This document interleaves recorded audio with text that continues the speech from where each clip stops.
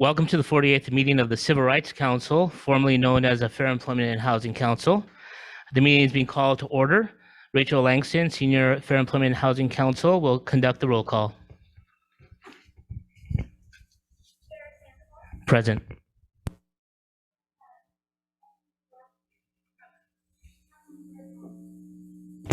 Present. Present. Councilmember Alude, Present. Councilmember Schur, Present. Councilmember Walensky.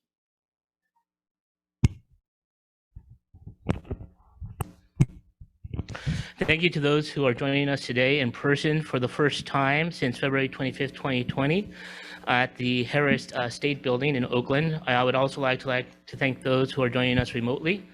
This meeting is being webcast live via Zoom video conference, and the video of this meeting will be also available afterwards on the Civil Rights Department website and the Civil Rights Department YouTube channel. Please subscribe. For anyone who would like to close captioning of today's meeting, please note that you can click the live transcript button on Zoom. Alternatively, you can view the real-time captioning in your web browser by visiting the website address that has been posted in the chat box on Zoom. Members of the public who are joining remotely may have noticed that you are currently muted and your video is disabled at this time.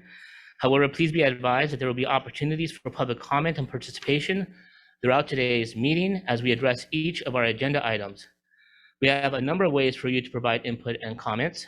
For those who are present, you can provide public comment when provided the opportunity to do so for each item on the agenda and at the conclusion of this meeting. We kindly request that you limit your comments to 3 minutes. You can also email the council at fehcouncil@dfeh.ca.gov. We will be checking this email account throughout the meeting, and your comments will be read aloud and considered by the council members. Alternatively, you can use the Zoom chat feature to send a message directly to the meeting administrator who can read your comment out loud. Or if you would like to speak directly rather than through your written text, please click the raise hand in Zoom or press star 9 if you have call-in. If you would like to rename yourself, we're having some difficulties.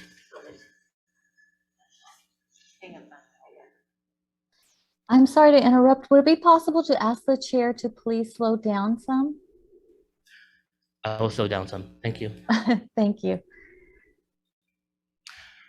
Okay, so let me start from the fourth option of communicating. It's if you would like to speak directly rather than through your written text, please click raise hand in Zoom or press star 9 if you have called in. If you would like to rename yourself in the Zoom list of participants, you can find yourself on the list and click rename in the list of options next to your name. Department staff members, we would like to acknowledge at the outset, starting with Adam Romero, the Civil Rights Department's Deputy Director of Executive Programs, Becky Monroe, the Department's Deputy Director of Strategic Initiative and External Affairs, who's joining us via Zoom, Rachel Langston, Senior Fair Employment and Housing Counsel, Mariel Block, Senior Fair Employment and Housing Counsel. Thank you to all those who are attending. We look forward to your participation throughout today's meeting. First, we'll review the agenda. We have copies of the agenda and meeting materials can be accessed at the council's page at the CRD's website. Highlight of today's meeting will include reports from Deputy Director of Executive Programs, Adam Romero, and Deputy Director of Strategic Initiatives and External Affairs, Becky Monroe. Public hearing on the proposed modifications to employment regulations regarding criminal history. Consideration of proposed modifications to employment regulations relating to religious creed, discrimination, and accommodations. Consideration of proposed modifications to Fair Employment and Housing Council Act housing regulations. Consideration of Fair Employment and Housing Act employment regulations regarding automated decision systems. And then we'll also have updates from the council subcommittees. The first order of business is the approval of minutes, which can be found as attachment A, minutes for the March 25th, 2022 meeting of the Fair Employment and Housing Council. Do any of the council members have any edits or any amendments to the minutes of our March 25th, 2022 meeting? Okay, any public comments?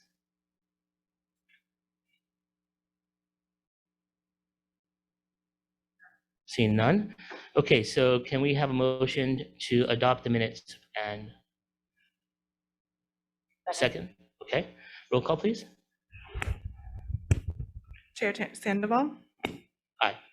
Councilmember Brodsky. Aye. Councilmember Hong. Aye. Councilmember Iglesias. Aye. Councilmember Alude. Aye. Councilmember Scher. Aye. Councilmember Walensky. Aye. Great. The minutes have been adopted. Could we just clarify who made the motion and who seconded it? Sure. Tim Iglesias moved, I believe, and Councilmember Darius Scher seconded the motion. Wonderful, thank you. You're very welcome. All right, so the next order of business is council members' reports. Do any of the council members have reports to provide at this time? Okay. Seeing none, we are now going to move to the next item on the agenda, and that would be a report from Adam Romero, Deputy Director of Executive Programs, and he would be followed by Becky Monroe. Wonderful, good afternoon. It's wonderful to see you all in person. It's my honor to share with you all and with the public that effective July 1st, the legislature passed legislation that was signed by Governor Newsom, renaming the Department of Fair Employment and Housing the Civil Rights Department to reflect all of the existing powers and authorities of the department. As you all know, we have long enforced civil rights laws in the employment and housing context, but also with respect to public accommodations, state-funded programs and activities, hate violence, and human trafficking. And so the renaming of the department is intended to more fully capture the services that our department offers, and hopefully will increase access to our services by members of the public. Relatedly, of course, this council has been renamed this California Civil Rights Council. And this change really was based on stakeholder feedback that we've received over the last few years, especially since the pandemic struck and the increase in hate violence, and a recognition that the name of the department, the former name of the department, was actually an obstacle to some people being able to access our services. In terms of implementation, over the next month, our department's website will be changing to calcivilrights.ca.gov. Emails will change as well. And over the next 6 months or so, we'll be changing all of our materials and updating the name in signage and different ways in which people access the department. We're thrilled about this change and look forward to all that it accomplishes. I'll mention one more thing, which is that over the next year, we should be launching a public education campaign to make sure that Californians know that the department still is doing the same work that it was doing before, just under this new name. I also wanted to update the council on some recent cases. Last week, we received 2 major decisions from the Court of Appeal. First, the court held that a private arbitration agreement between an employee and an employer does not bind our department and does not prevent us from filing a civil action on behalf of a complainant employee. Second, the Court of Appeal clarified the standard for allowing a party to litigate anonymously, holding that in this case, the trial court erred in not considering potential harm to family members of the real party in interest if their name was publicly disclosed. In our litigation against Riot Games, as you all know, from last December, we announced a $100 million settlement to settle systemic sex discrimination and harassment claims. In July, the Superior Court granted preliminary approval of that settlement, and potential claimants should be receiving information this month from the claims administrator, and a hearing is set for December for final approval of the settlement. And then we've had several other settlements of major cases over the last few months since this council last met, but I'll mention one more, which is that in June 2022, the department settled a complaint against a large apartment complex in Greenbrae that, according to the complaint, refused to rent to prospective tenants with Housing Choice Section 8 vouchers. And so the settlement, which was reached with the assistance of our Dispute Resolution Division, includes various relief, including injunctive relief and an agreement by the apartment complex to treat prospective tenants equally, regardless of source of income. As you all know, source of income discrimination is prohibited under the Fair Employment and Housing Act, and this council has promulgated detailed regulations with respect to those rules. And then the last thing I'll mention, we are very excited to announce the arrival on Monday of our new Assistant Deputy Director for Outreach and Education, Lily Harvey, who is an attorney and comes to the department with extensive experience on the intersection between the criminal legal system and various civil law systems, including healthcare and housing. Most recently, she launched a program at Homebase intended to disrupt the relationship between incarceration and homelessness. So we're very excited for her to arrive, and at the next council's meeting, we'll invite Lily to come and introduce herself. And I know she's looking forward to working, in particular with the Public Engagement Subcommittee of this council. And with that, I will hand it over to my colleague, Becky Monroe. Thank you. Thank you, Adam. Is everyone able to hear me in the room? Yes. Excellent. Thank you. And I am also very pleased to have the opportunity to update the council and the public on some of our work combating hate violence. So as you know, the co-chairs of our hate crime subcommittee, Councilmember Brodsky and Chair Sandoval, have already led community forums with academic and advocate leaders to get information about how we can do a better job of enforcing the Ralph Act, which provides civil protections against hate violence, and with respect to creating the most effective statewide hate crimes hotline possible. At the last council meeting, we briefly addressed the fact that we were building California versus Hate, a resource line and network. We are moving forward with that and have made a lot of progress thanks to advocates and other public leaders across the state who provided a lot of input about what that resource line should do. The resource line will launch this fall. It has three main goals. One is to make sure people understand their options if they are targeted for hate. Two is to connect people with culturally competent resources and support. And three is to help improve the state's data collection around both hate incidents and hate crimes. We will continue to engage extensively with the public and with community members, and particularly communities who are targeted for hate, as we roll out the program and as we sort of make sure that we continue to iterate and develop the most effective way of reaching people who are targeted for hate. Again, people who are targeted for hate incidents and for hate crimes. I also wanted to share one quick update.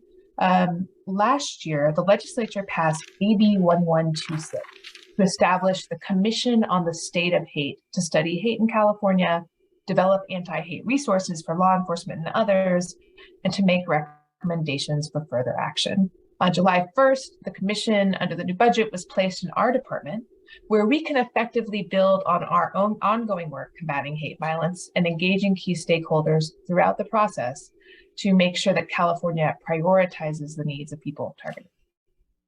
We look forward here to supporting the commissioners in their work to improve our ability to center communities targeted for hate violence in our work promoting civil rights and to facilitate the effective coordination of the work across the state.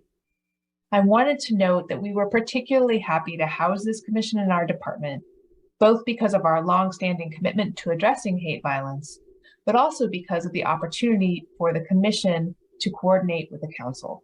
As you know, the council has the unique authority to promulgate regulations that implement California civil rights laws, and we think that very well may be very relevant with respect to the work of the commission going forward.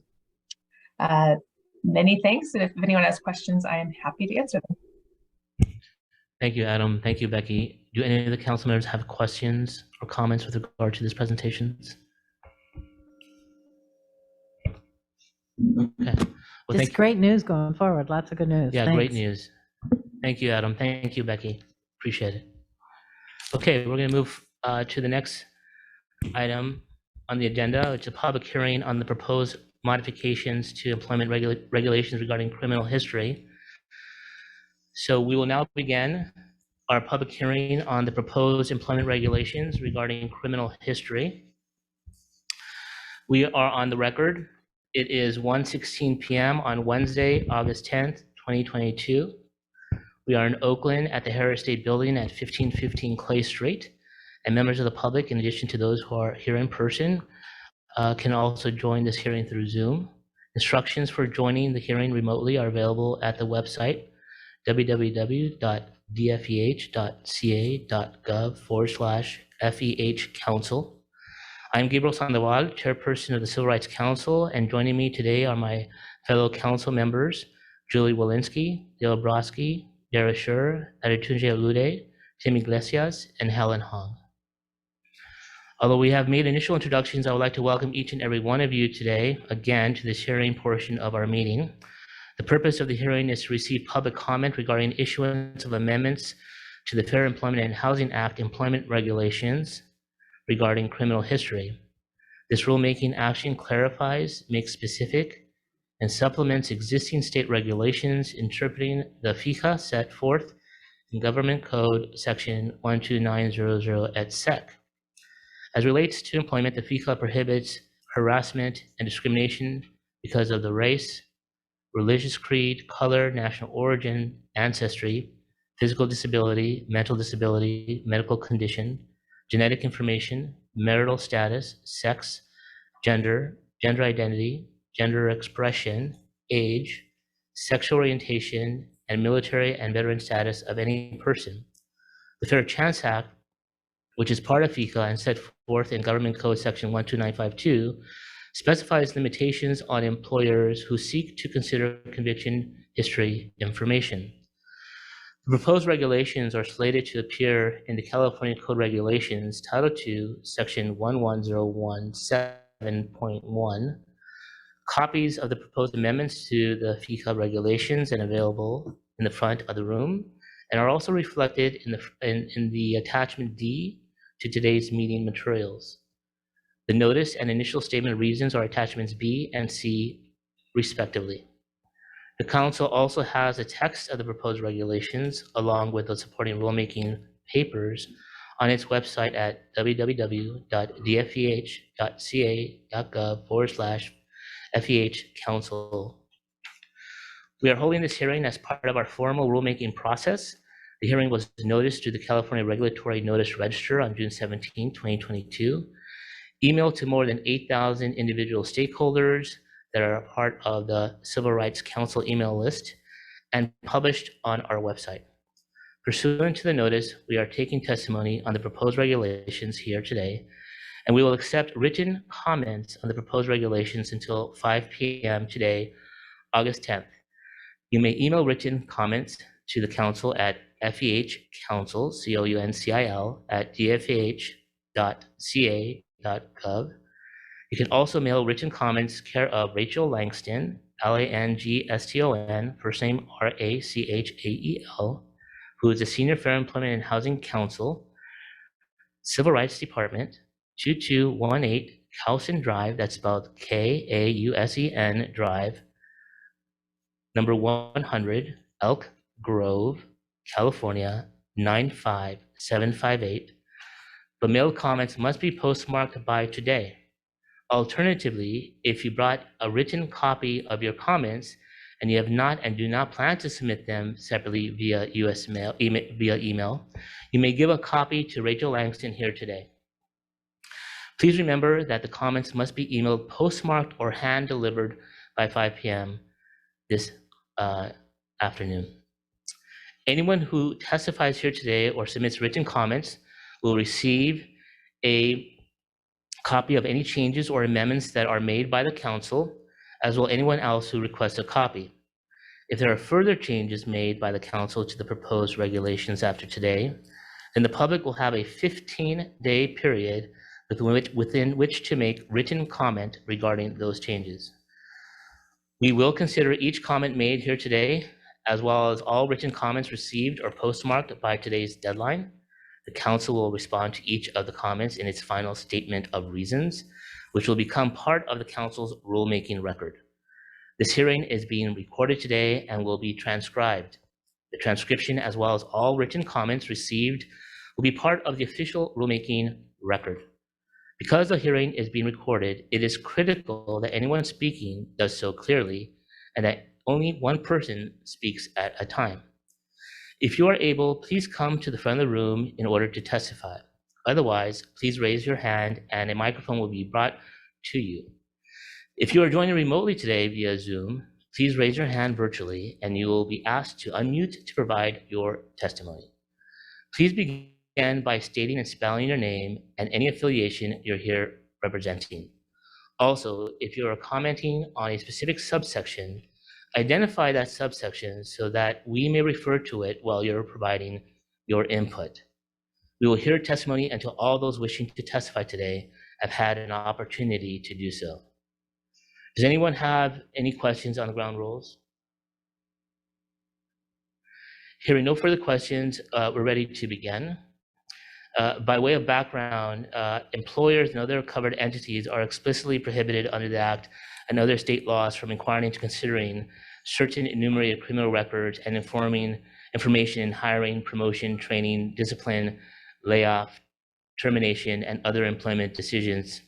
The proposed modifications to employment regulations regarding criminal history seek to, in addition to other modifications, explain the obligation and restrictions set forth by the Fair Chance Act and other provisions of FICA, the Labor Code, and federal law relating to consideration of criminal history in the employment context, make more specific that Government Code Section 12952's prohibition on consideration of criminal history prior to a conditional offer of employment by clarifying that an employer is prohibited from posting recruiting materials containing language which indicates that individuals with criminal history would not be considered for hire, to expand the non-exhaustive list of examples of the substance of evidence that may be indicative of rehabilitation or mitigating circumstances, and adding a non-exhaustive list of the examples indicating the various forms of documentation that can reflect that evidence.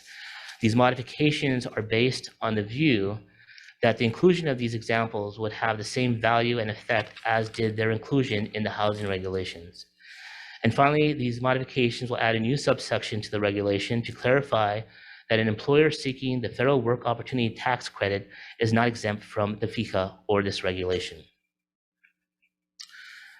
Does the council have any comments regarding the proposed regulations? Councilmember Iglesias? I have just a few, 5 comments. 4 are minor and could be dealt with later after the regulation is moved forward. And one of them is a little bit more substantive. So on, let's see, section 11017.1A4, small, just at the last line says, subject to the requirements of subsections B and D through G. Usually there would be a hyphen there instead of the word through. It's just silly, but then in subsection B, current subsection B, in the second to last line, it says, and in other subsequent employment decisions, such as decisions, there probably should be a comma before such as, again, small thing. Then in section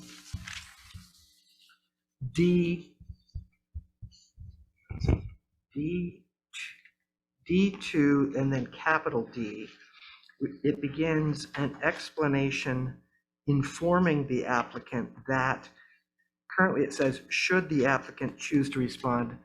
I suggest it might be better to say if the applicant should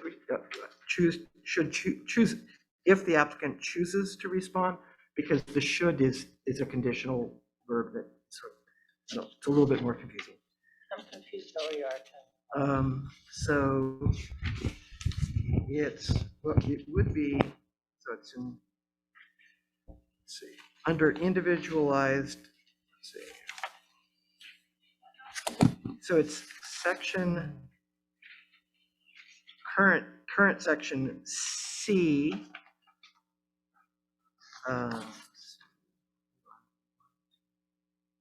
C2, Arabic 2, and then capital letter D. So it'd be page 4, I believe. This second to the last paragraph, essentially. And again, it begins an explanation informing the applicant that, and then currently it says, should the applicant choose to respond. I just suggest it might be clearer to say if the applicant chooses to respond. And then in section F, that section begins, it's regarding adverse impact. And the very last part of that, at the very end of the paragraph, says, consideration of other forms of convictions not enumerated above may have an adverse impact on applicants or employees on the bases protected by the Act. And that says including but not limited to gender, race, and national origin. It seems like it might be better just use the general reference to protected classes or put all of them there. It seems a little. And then the last one is on section, that's F. So it's also section F. Let's see,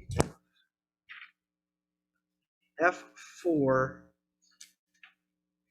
and then capital letter E. So it's basically, it's the second to the last page, and it's the paragraph just before number 5 where it says less discriminatory alternatives. So in that one, basically this is what a notice has to include if the employer is going to take an adverse action.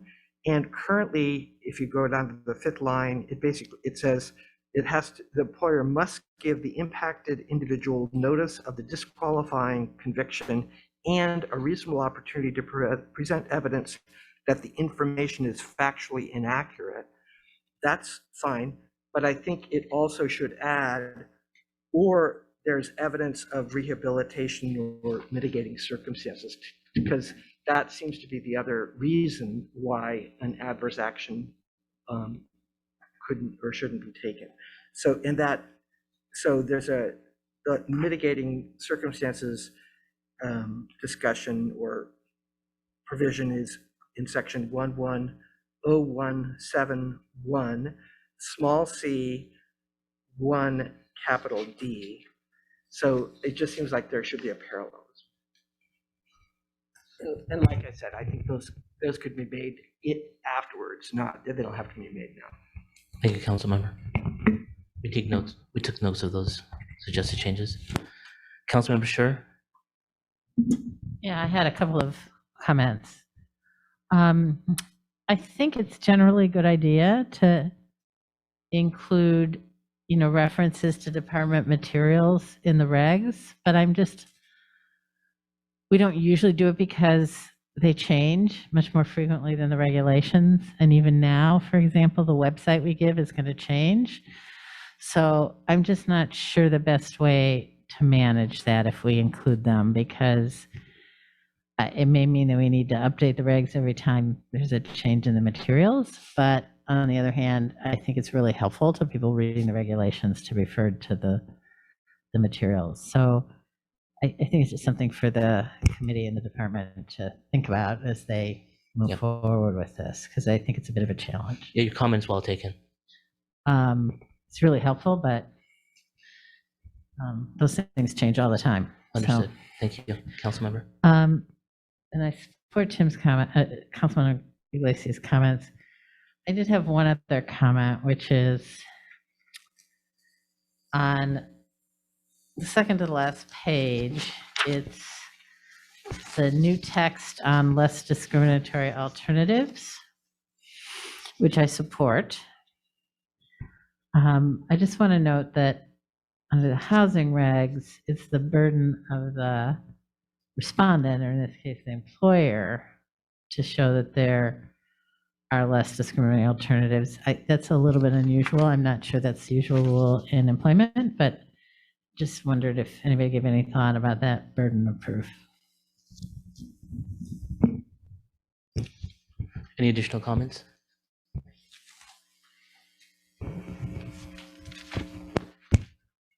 Sorry, just a clarifying comment is just that my understanding is that the council is not taking any action today on the proposed regulations, but just receiving comments from the council and from members of the public. And for that, we are grateful to all the council members and all members of the public who are offering testimony and comments today. Thank you, Councilmember. Does any other council member have any comments with regards to the matter we're addressing now?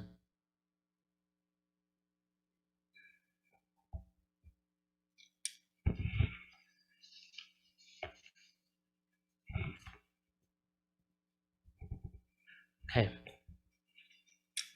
See none. Any public comments? Let me just also put on the record that we have received public comment from various organizations and entities. We will be reviewing them and have already started reviewing them, and we will respond to them as required.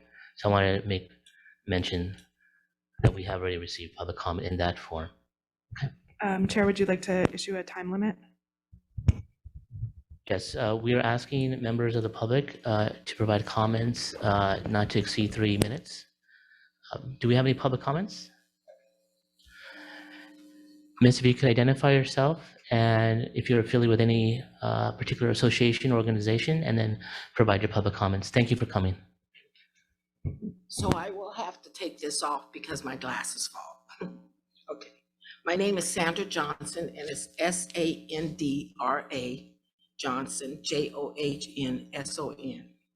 And first, let me start by saying thank you to all the council members for all the great work and time you put in for the fair chance regulations.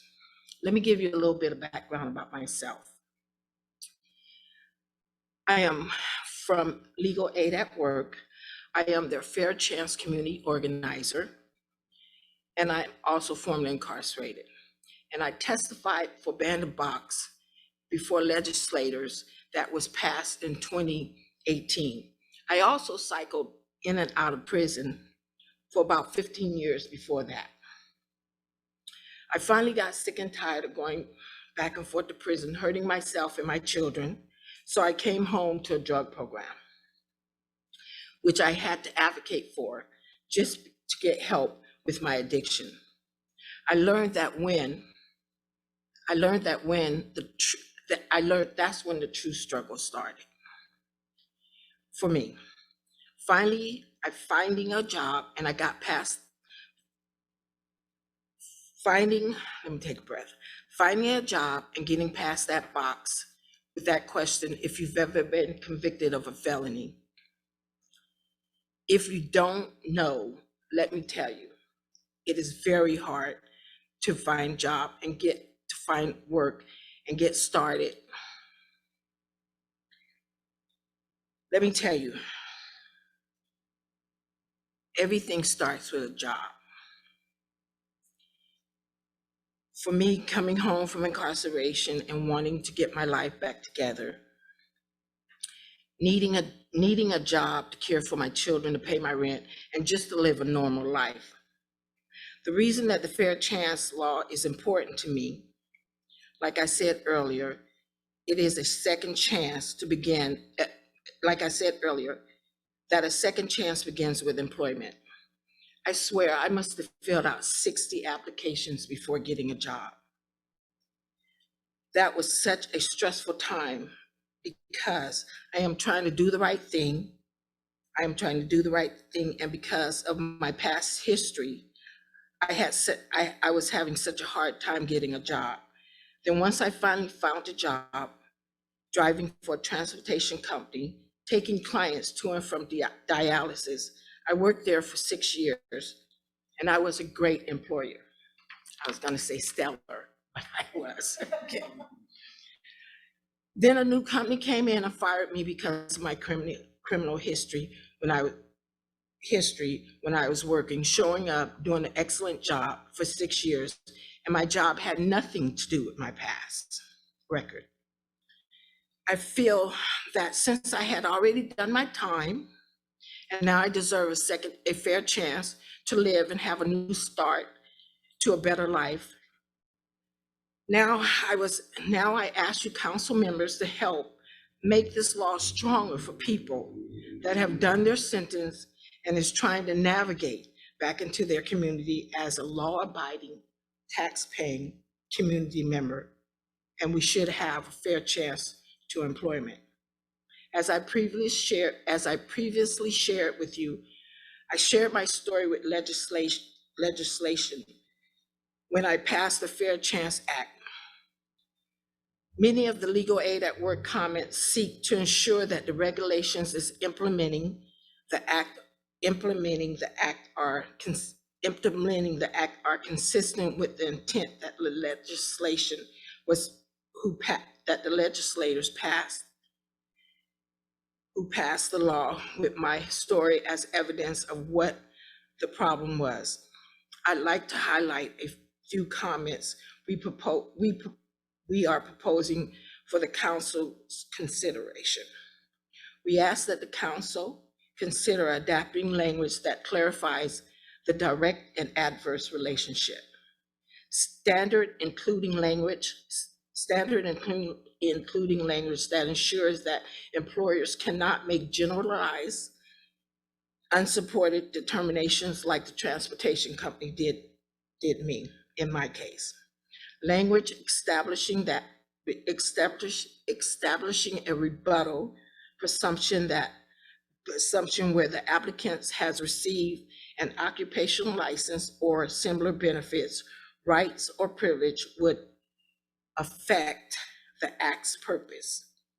Similarly, we urge the council to adopt language that the fact that the applicant has completed a sentence and is free from custody, raising a rebuttable presumption that the applicant does not pose a substantial risk to public safety. I would like to highlight our request for additional language in the definition of the applicant that would make clear that these regulations apply to individuals like me who have been working with an employer for a period of time prior to ratification, where there is a change in ownership in the company or a change in human resource procedures of the promoted applicants. Thank you for this opportunity to testify and do my comments. Thank you. Thank you, Senator Johnson, for your work in this area and your leadership. And we will receive your comments. And thank you also for your partnership in the past related to this particular issue. Thank you.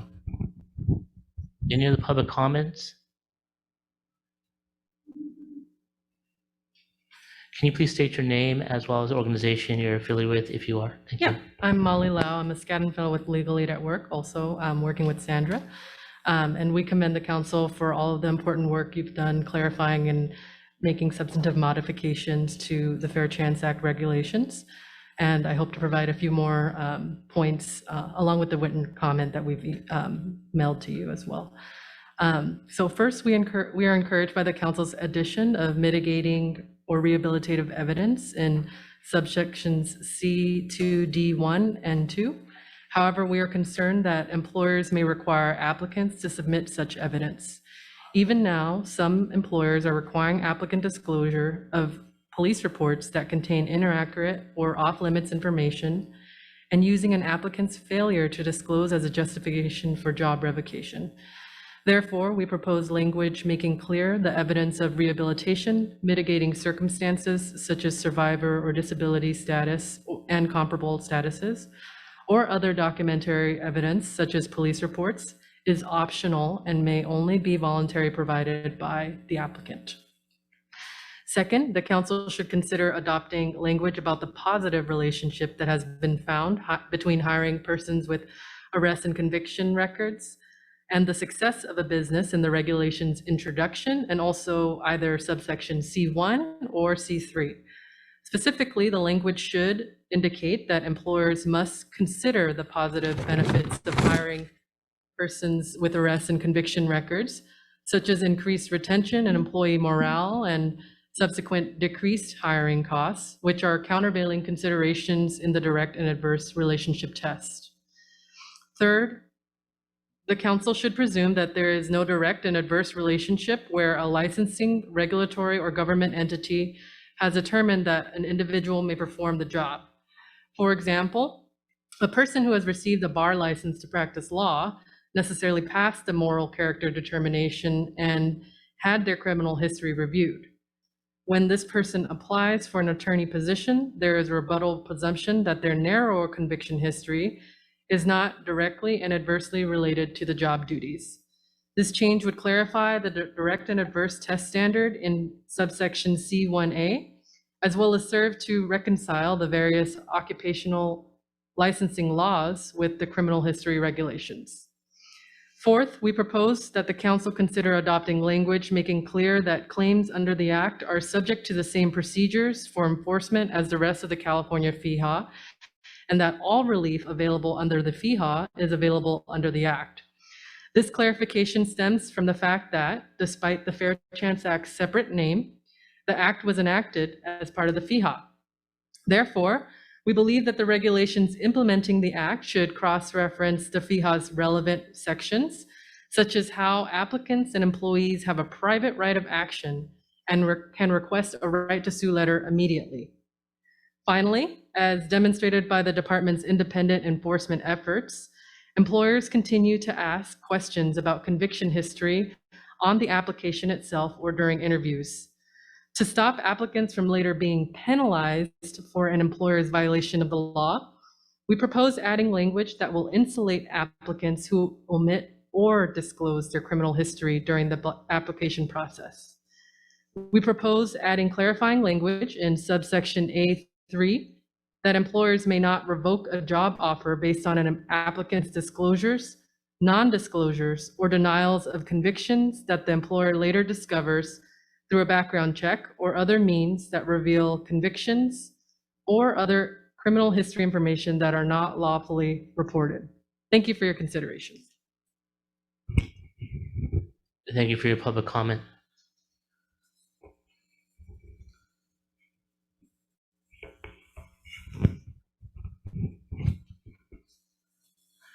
If you could identify yourself, sir, and organization you're with. Thank you.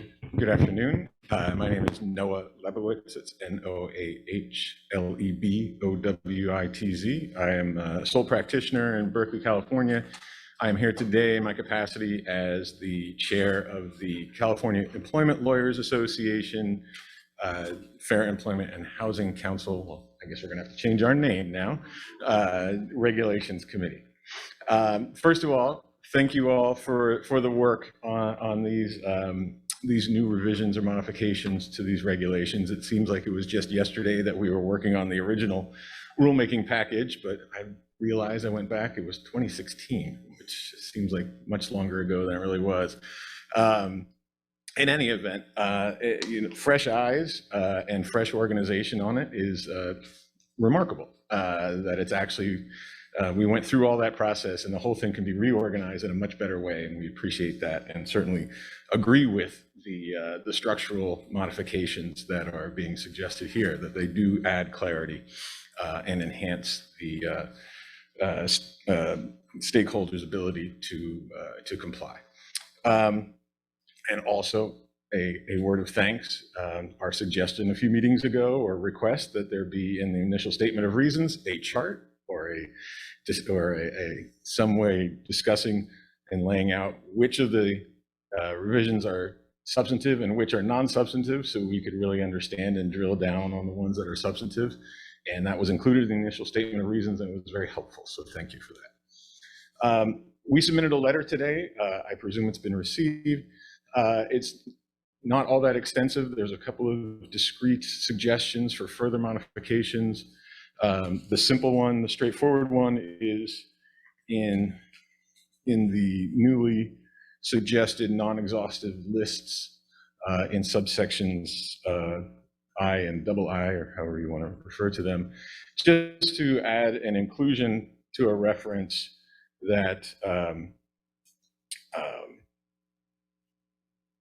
excuse me if I can get the language, that includes in-custody programs, that the possible rehabilitative programs that can be considered also includes in-custody programs that folks have endeavored to take and to complete, just to add some more clarity to those sections. And then another thought we had is reading the new subsection H that deals with and addresses the issues that may come up with employers who are seeking to benefit from the work opportunity tax credit. And looking at the forms that are obviously federal government forms, obviously there's nothing we can do about any of those and what they seek and the information they require for disclosure. But we do have a concern about especially the Department of Labor form and the degree of detailed information and documentation that is being required of folks, applicants, and folks to disclose at the outset of their employment. And so we suggest that the council, in its discretion and authority, consider adding some language instructing or advising, or I should say, instructing employers that they need to keep that information separate, segregated, and confidential from their general personnel files for these individuals. And similar almost to a medical information type of thing and how employers typically handle that type of information.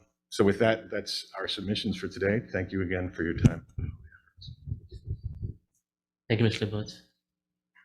Anybody else who's present who would like to provide public comment on this item? Do we have anyone who is joining us via Zoom who would like to make a public comment? We do, and I will remind folks that if you'd like to make a public comment and you're joining remotely through Zoom, please raise your hand virtually and you'll be called on and asked to unmute. First, we have Merv Hickok. Go ahead. Thank you so much. My name is Merv Hickok.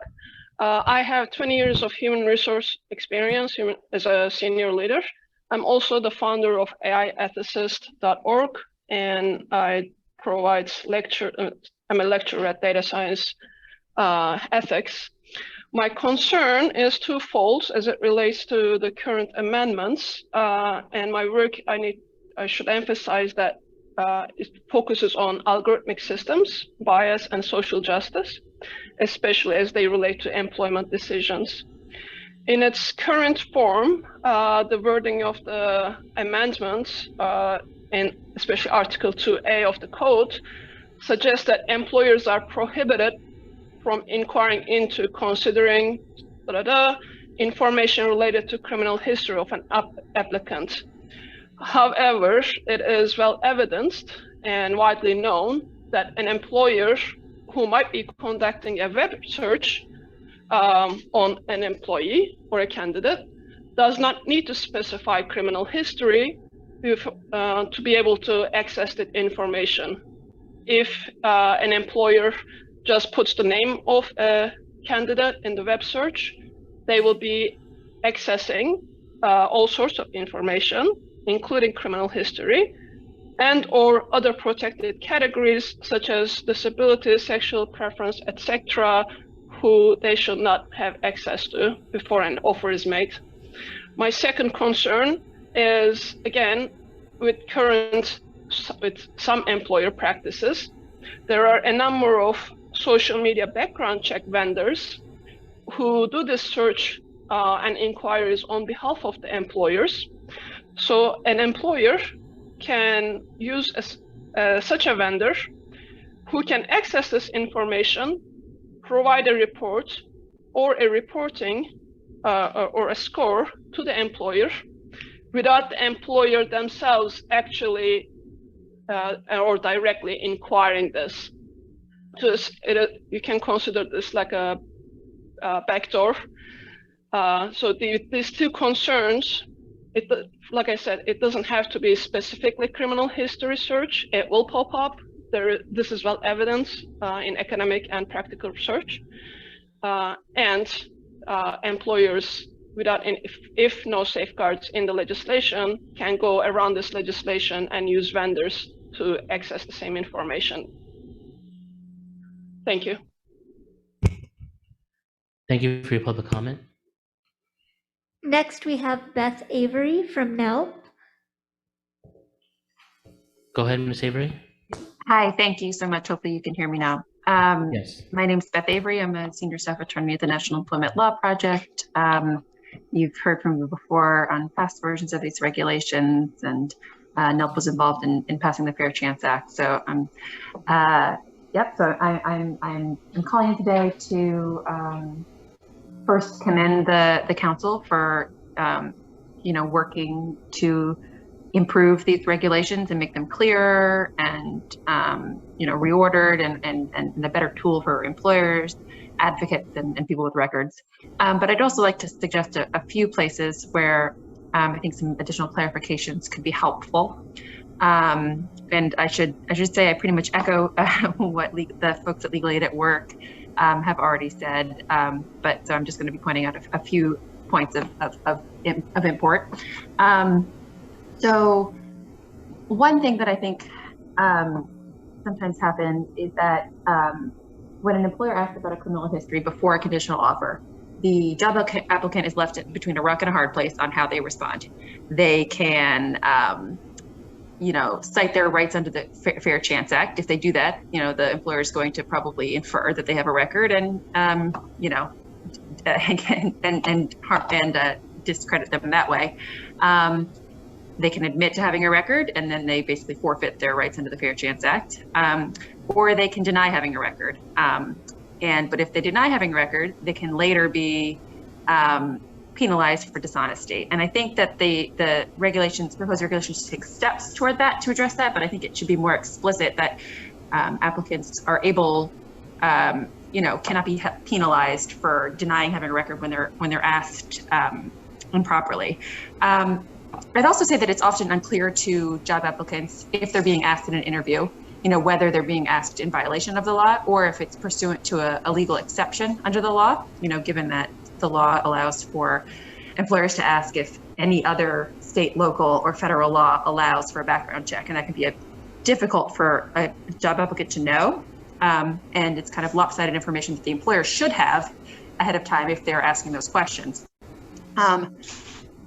I would suggest that, employers be required to expressly state that they are asking pursuant to an exception so that the applicant knows that they're just not ignorant of the law.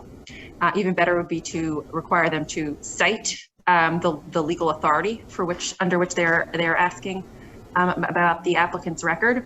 And then the applicant can have a better sense of, am I being asked improperly, or is this a real exception? And because it's very lopsided information, as I said. Another thing is often what some regulations in other jurisdictions have done is clarify how an employer may respond when criminal history information is disclosed by the applicant before a conditional offer. And so that's kind of regardless of how it's disclosed. You'll note that the Fair Chance Act does not make an exception for voluntarily disclosed information before a conditional offer. It does not allow for an employer to consider before a conditional offer even information that the applicant voluntarily discloses. That's by design, because it can be very difficult to determine if it was in fact voluntary or if it was coerced or asked about in a verbal interview, for example. But so certain jurisdictions, for example, New York City, Portland, Oregon, their regulations specify that employers, when information is offered, how to respond, so that they should remind the applicant of their rights, that they don't need to disclose any additional information, not ask probing follow-up questions, and that they not consider that information until after a conditional offer. I mean, that last part can be a bit difficult, but at least not ask probing follow-up questions, et cetera. There have been reports of like when information is disclosed in an interview, the interview just ending right there, and that's extremely unfair. I'd also echo some of what Legal Aid at Work about clarifying limitations related to employers requiring job applicants to submit additional information or documentation related to their records. In addition to what Legal Aid at Work said about additional information being required after the preliminary assessment, I'll highlight one loophole that has been raised that some employers may be using, which is to ask all applicants whose background check reveals a record to provide certain documentation and additional information upfront as soon as a record is disclosed before they've made a preliminary assessment of whether the record is related to the job. So that's basically saying like, it's basically requiring a burdensome process of every applicant with any record, whether it's related to the job or not, having to submit a multitude of documents and additional information, and basically, results with a lot of job applicants dropping out of the burdensome process, not being able to gather all the information, or spending a decent amount of money and time trying to collect records to submit to the employer before the employer has even done the preliminary assessment. So I think that it would be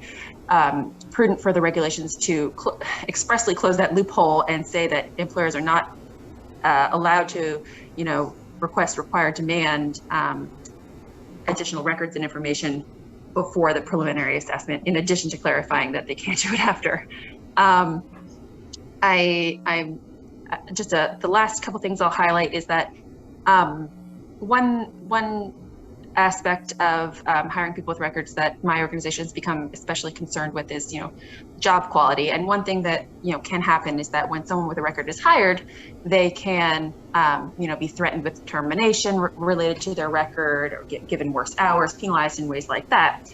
And so, one way to reduce the possibility of that is to expressly state that, if an individual was hired, if a record was known about at the time the person was hired, or a time of promotion or transfer, et cetera, that they can't be terminated or have other adverse action taken on the basis of that record later, so that the employer can't hold that over their head and say like, well, I just fired you because of your record if you don't do X, Y, and Z, work in these unsafe conditions, et cetera.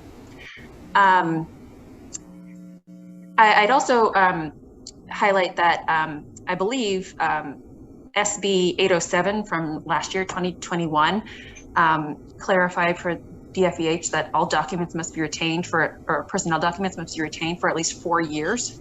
It would be great for these regulations to repeat that, although I'm aware that the law states that employers are not required to put into writing when they convey to an applicant the individualized assessment, et cetera. It would still be fair to, indicate that, when an employer is not able to produce a written record of these things having happened, that there may be a presumption that they didn't occur. And if they don't have the documents that they should have retained for 4 years, those aspects are intertwined. One additional loophole that has come to been raised. Oh, I'm sorry. To be fair, because we did ask to limit comments to 3 minutes, and we're on our first item. I apologize. I would request that if people have submitted, I'm sorry, this is Councilmember Hong, if people have submitted written comments, or if they can, because some of these comments are very technical, I would really request that you submit them, if you have submit them, to really use your 3 minutes wisely, because I want to be equitable in terms of other people who are going to be commenting on other items that we have on the agenda, since this is our first agenda item. If we can just move that along so that we can be fair to all the public members who have comments. We really do want to hear from everybody, but to go line by line, especially if public comments have been submitted, is really just not going to be realistic at this point. That makes a lot of sense. Thank you, Councilmember Hong. In that case, I am happy. I had not been tracking my time carefully. I will leave it at that. Thank you so much.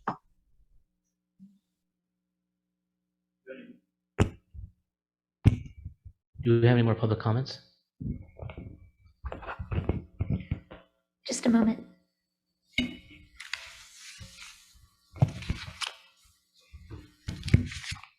It does not appear that we have any further public comments. I will note for the record that we, as Chair Sandoval mentioned, the council has received written comments from a number of organizations, including Legal Aid at Work, the California Employment Lawyers Association, Mental Health Advocacy Services, Neighborhood Legal Services, Root and Rebound, Rubicon Programs, and private citizen Brenda Lebsack.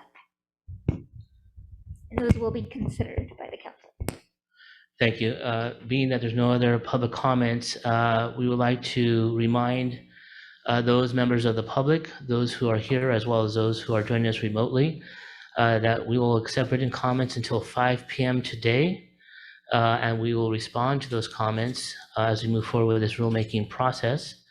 Thank you for your participation, everyone, council members, those who participated remotely and those who participated in person. The hearing portion of today's meeting is now adjourned with regard to this particular item. It is currently 2:01 p.m. and we will move forward with the next agenda item that we have, and that is consideration of proposed modifications to employment regulations relating to religious creed, discrimination, and accommodations. And I'm going to hand this over to Council Members Dale Brodsky and Julie Walensky. Thank you very much. I'll try to make this brief. I'll try to make this brief. At our last meeting, we voted to approve this subcommittee to undertake amending the religious creed regulations to cover issues that were related to reasonable accommodation in light of COVID. And so that is what, that is what Council Member Walensky and I have undertaken with the attachment E. And as you'll see, what we did in this draft, and what we're doing is asking the council to approve putting it out for public comment. That would be the first step in this process. And as you'll see from the draft that we have put out today, what we did was we said that an accommodation, and as you all know, accommodations are similar, the same wording is used with religion as is used with disability. Sorry, I keep moving the mic too far away. That an accommodation that requires segregation of an employee from other employees, we added that to the existing language, customers or the general public, is not reasonable unless the accommodation is expressly requested by an applicant or employee, or an employee's close proximity to others would impose an undue hardship by endangering the health and safety of the employee or others. With respect to types of accommodations that may be considered include, but are not limited to, permission to telework, a private workspace, reassignment, transfer, paid or unpaid leave of absence, or any other alternative work arrangement that does not create an undue hardship. That's the first modification that we made. And then if you look at B at the bottom of the page, in determining whether a reasonable accommodation would impose an undue hardship on the operations of an employer or other covered entity, factors to be considered include, but are not limited to, that's existing language. And we clarified in number 5 that the nature and cost of the accommodation involved, including whether the accommodation would pose a health or safety risk to an applicant, employee, or others. And so those are the changes that we have suggested making to amend this, to update this draft regulation. We based these on a couple of things that we looked at. One were recent EEOC technical assistance questions and the answers that were provided by EEOC in relation to Title VII, which also prohibits discrimination on the basis of religion. and requires accommodations. And undue hardship, the definitions in our own statute that pertain to this, primarily 12926U, which defines undue hardship, and 12940L1, which is the religious part of the religious creed discrimination statute that refers back to undue hardship. Looking at those, putting that together, there is some case law that we look to. We came up with this as a preliminary, first draft, because it will be put out if the council agrees. This will be put up for public comment, and I'm sure we'll receive a lot. We've already received some, and what we would need to do is though have whatever written comments have been submitted prior to this. If the council agrees to put this out for public comment now, we ask that you resubmit those comments so that it comes within the first 45-day comment period. Councilman, let me clarify. This begins the regulatory process if the council adopts the draft of the proposed regulatory changes, and that these are new draft regulations that will be considered by the public. Will have an opportunity to weigh in if the council again here adopts the draft today, and that will lead the commencement of the rulemaking process. So I just want to let you know where we are in terms of that process. Okay. So comments. Council members, any comments? Councilmember Iglesias. Hi, thank you very much. Just one comment. So just for readability and clarity, so the way it's structured, it says, an accommodation, blah, blah, blah, not blah, blah, blah, an accommodation, unless one, the accommodation is, and then it says, or two, an employee's close proximity to others would have, I think it would be clearer to have the two begin with the accommodation would impose an undue hardship by endangering the health and safety of employees or others because of an employee's close proximity to others. So then there would be a parallelism. And then the next part that says, with respect to two types of accommodations, it would be clear that that's referring to the specific types of accommodations that are or would impose an undue hardship. Does that make sense? You know what I'm saying? I'm not sure. I'm suggesting to begin that one with the word the accommodation, and then skip the first 6 words, put them at the end. So now it would read, the accommodation would impose an undue hardship by endangering the health and safety of the employee or others because of an employee's close proximity to others. So making that phrase, an employee's close proximity to others, at the end rather than at the beginning.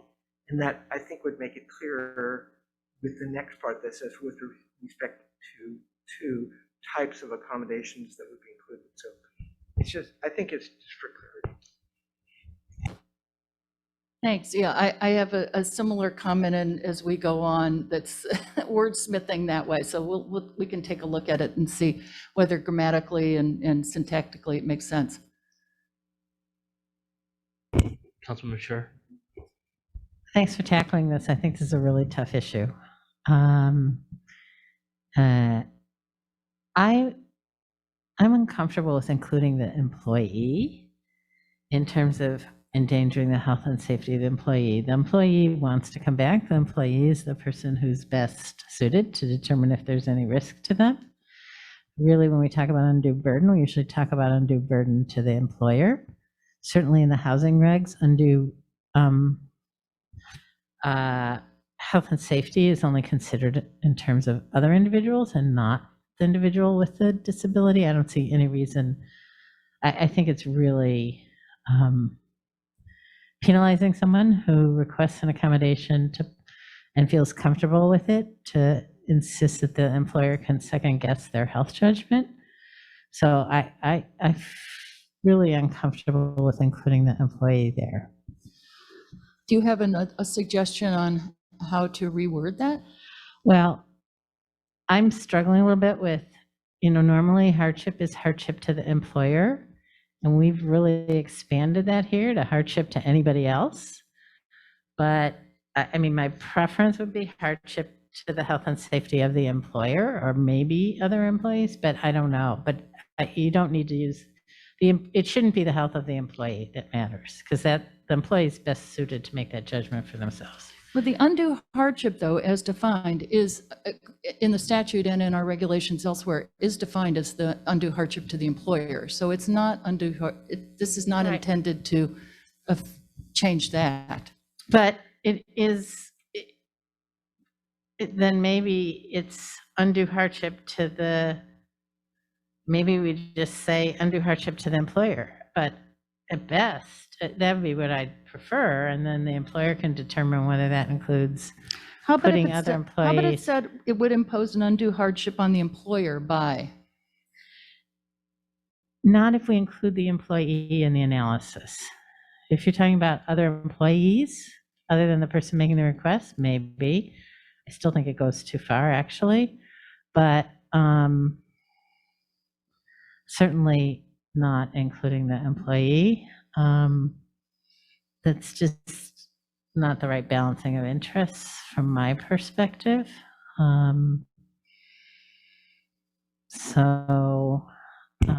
That's one of my comments. I don't know if people, I see Julie wants to talk, but let me just say something, the second point, and then we can let other people weigh in. I'm uncomfortable with including unpaid leaves of absence as an accommodation. That's not an accommodation. That's usually a punishment in some ways to not get paid if you have to take some time off. It may be appropriate in some circumstances, but I don't want to suggest it. If we're really talking about COVID, appropriate accommodations might be mask requirements. So we don't say anything in here about, utilizing appropriate technologies or measures to address potential health risks. And that's the first thing that should be considered when you're thinking about accommodating somebody who wants to come to work with COVID. They should wear masks and they may need to isolate, but not necessarily putting them on leave, right? So I think I would take unpaid leave out as an example, not that that would preclude someone from doing it if the employee asked for it, and indicate consideration of measures that would mitigate any harm to other people, such as, masks or other measures. I think that's really one of the first to comment. I mean, telework obviously is a good one, but that's another one. I mean, or, it could be medical testing. I don't know. I don't want to include testing for COVID because that's controversial, but certainly, we mask because we don't know the status of other people. That's certainly one that should be one of the first ones considered if this is really aimed at COVID. It's written very broadly though. And so I'm really concerned that there's a lot of other religious things that happen that might get drawn into this very extensive discussion of harm to others that, I don't know, it feels very broad to me, that's all. So thank you, Councilmember Scher, for raising those concerns and raising those perspectives. If I wanted to share an example from the EEOC guidance that dealt with a safety risk to the employee, just to share that for the group's and for the public's consideration. And it was an example in EEOC documents about where a safety risk poses undue hardship. And I'll just read the example rather than paraphrasing, but it's that Patricia alleges she was terminated from her job as a steel mill laborer because of her religion, Pentecostal, after she notified her supervisor that her faith prohibits her from wearing pants as required by the mill's dress code, and requested as an accommodation to be permitted to wear a skirt. Management contends that the dress code is essential to the safe and efficient operation of the mill and has evidence that it was imposed following several accidents in which skirts worn by employees were caught in the same type of mill machinery that Patricia operates. Because the evidence establishes that wearing pants is truly necessary for safety reasons, the accommodation requested by Patricia poses an undue hardship. So, and that's from the EEOC, so that's just informational, but I hear your concern because employees know what is safe. Employees are in the best position to assess their own risk. And I see the tension there. And so I just wanted to raise that example for discussion. Yeah, and I know Helen has a hand up. I am reminded of all those cases where people said pregnant women couldn't come to work because there was a risk for them. And so it's a very narrow exception, I think, and this is not written narrowly at all. And I don't, so I think it needs some consideration, further consideration. Thanks. Councilmember Hall. I really appreciate you raising those issues. The way that I read it in terms of the employer's balancing of undue hardship to consider the other employees, right? Not from the other employees' perspective, but from the employer's perspective of balancing the safety of their other employees. And so in that sense, I find it, because it's the undue hardship of trying to make those accommodations, keeping their other employees safe as opposed to the reasonable accommodation, maybe my analysis isn't appropriate. But I do appreciate, and I would agree with the paid or unpaid leave absence should not be included in that.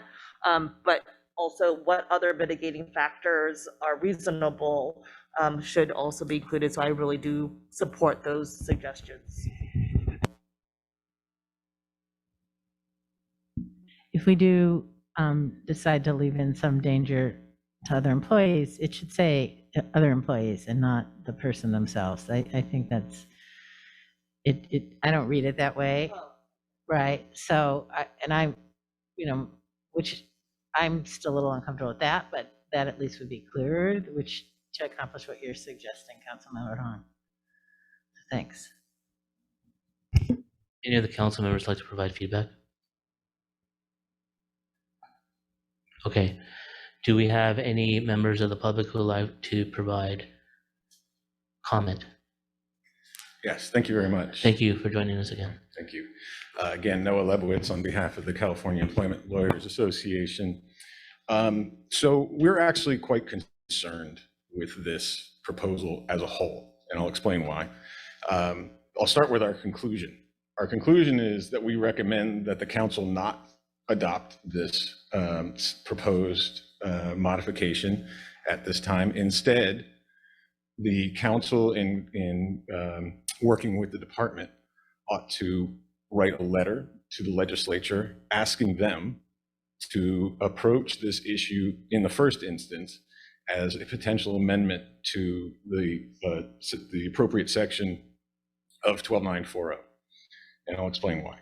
So the particular language that's being suggested here, endangering the health and safety of an employee, is actually language that is used in the FEHA very particularly and very exclusively in 12940 A1 and A2, exclusively in the context of disability discrimination or disability accommodations and medical condition accommodations.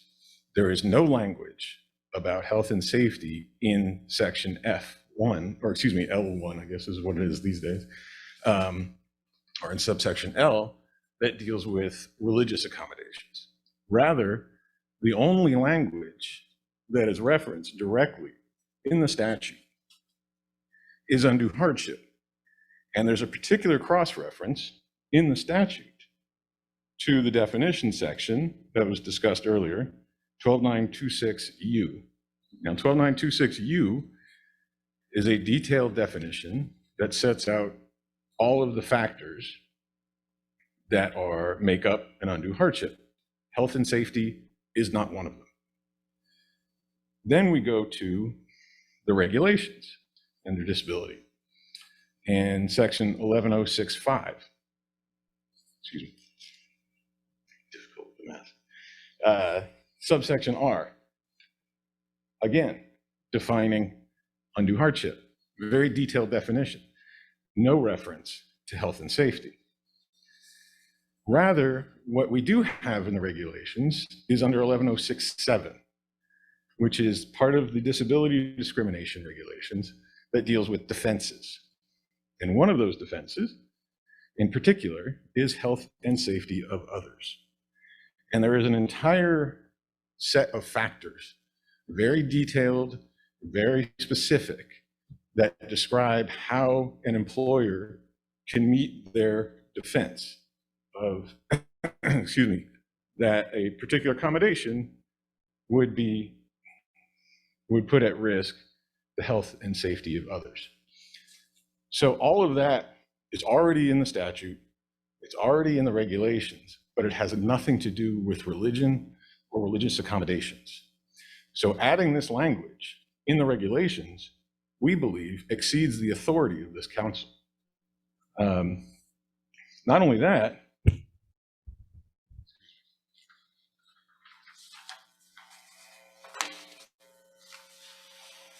but because this is particular language and there are particular definitions, adding this particular language to the regulation only, and in particular for religious accommodations, would cause massive confusion for the courts, for stakeholders, for everyone trying to comply with those sections that already exist that are very clear distinctions between undue hardship and health and safety defenses.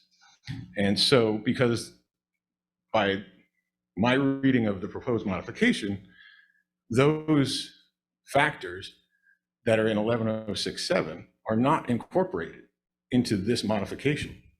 And so there's a significant amount of confusion that's going to happen and a lack of consistency. And so in those factors, we believe it would violate the Administrative Procedures Act to adopt the proposed modification. Thank you for your comment. Thank you. I don't know if we should be responding to the comments now. You don't have to respond to the comments, no. Or, okay. Yeah. Let me just say that in preparing these and writing these, we did look at lots of other, we had sources for doing this. And it's not to say that there's a lot of good public comment and comment from the council members that needs to be factored in, but we do not think that we are exceeding the authority of the council. Thank you, council member. Do we have any other public comments? Yes, we have Ashley Hoffman from the California Chamber of Commerce, and she is unmuted, so go ahead. Just a reminder, if the public comment can be limited to 3 minutes, please. Thank you so much. Thank you. Thank you for the opportunity just to speak briefly. I just wanted to speak briefly to some of the comments made today about the non-exhaustive list of potential reasonable accommodations.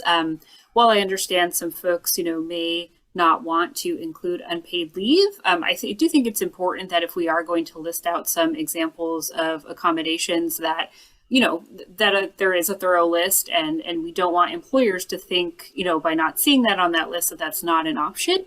And I think it's important to consider as well, the impact that could have on a worker, right? If undue hardship, as mentioned before, is largely about the financial burden that could have on the employer. So if an employer is unfortunately unable to maybe offer a paid leave or something like that, and an unpaid leave is an option, but they don't think that that's allowable, that can actually result potentially in them not being able to keep that worker on or something like that. And so just want to point out that may actually have an adverse impact on a worker to not have that on the list. So I do think this should be a thorough list for consideration. Thank you. Thank you. We also have a comment from Natalie Harris. You're unmuted. Or you've been, okay, there you go. Hi. Hello? Go ahead. Yes, we can hear you. Go ahead. Oh, I'm sorry. I just was wondering what the guidance is. I have 3 domestic violence arrests on my record. And I was a victim in all, well, 2 of them, there was mandatory arrests. In Oregon, they arrest both the people, no matter what, they just have to take both of you, even if you're not the aggressor. So that kind of started the pattern. Sorry to interrupt. Sorry. Yes. The council can't answer questions about personal legal matters, and Right. also this is public comment on Right. the proposed religious accommodation regs. So that's, Okay. Well, this is limited to that at this time. I was just kind of wondering if this now, because I can't get employment and gainful employment now, I'm disabled now because I can't get these off the wrongful arrest off my record. So that's what I'm having a really hard time with that because it's really, I mean, it's.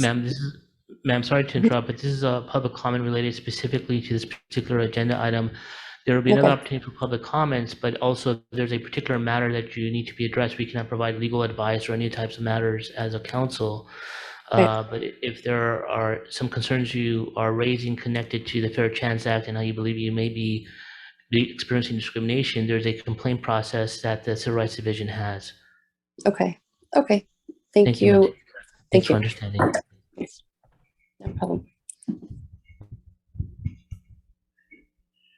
Do we have another public comment? We did have a comment that was written in the question and answer, very brief. Just a moment, sorry. It is from Tiffany Vitale, and her comment was agreed, should go to legislation for consideration.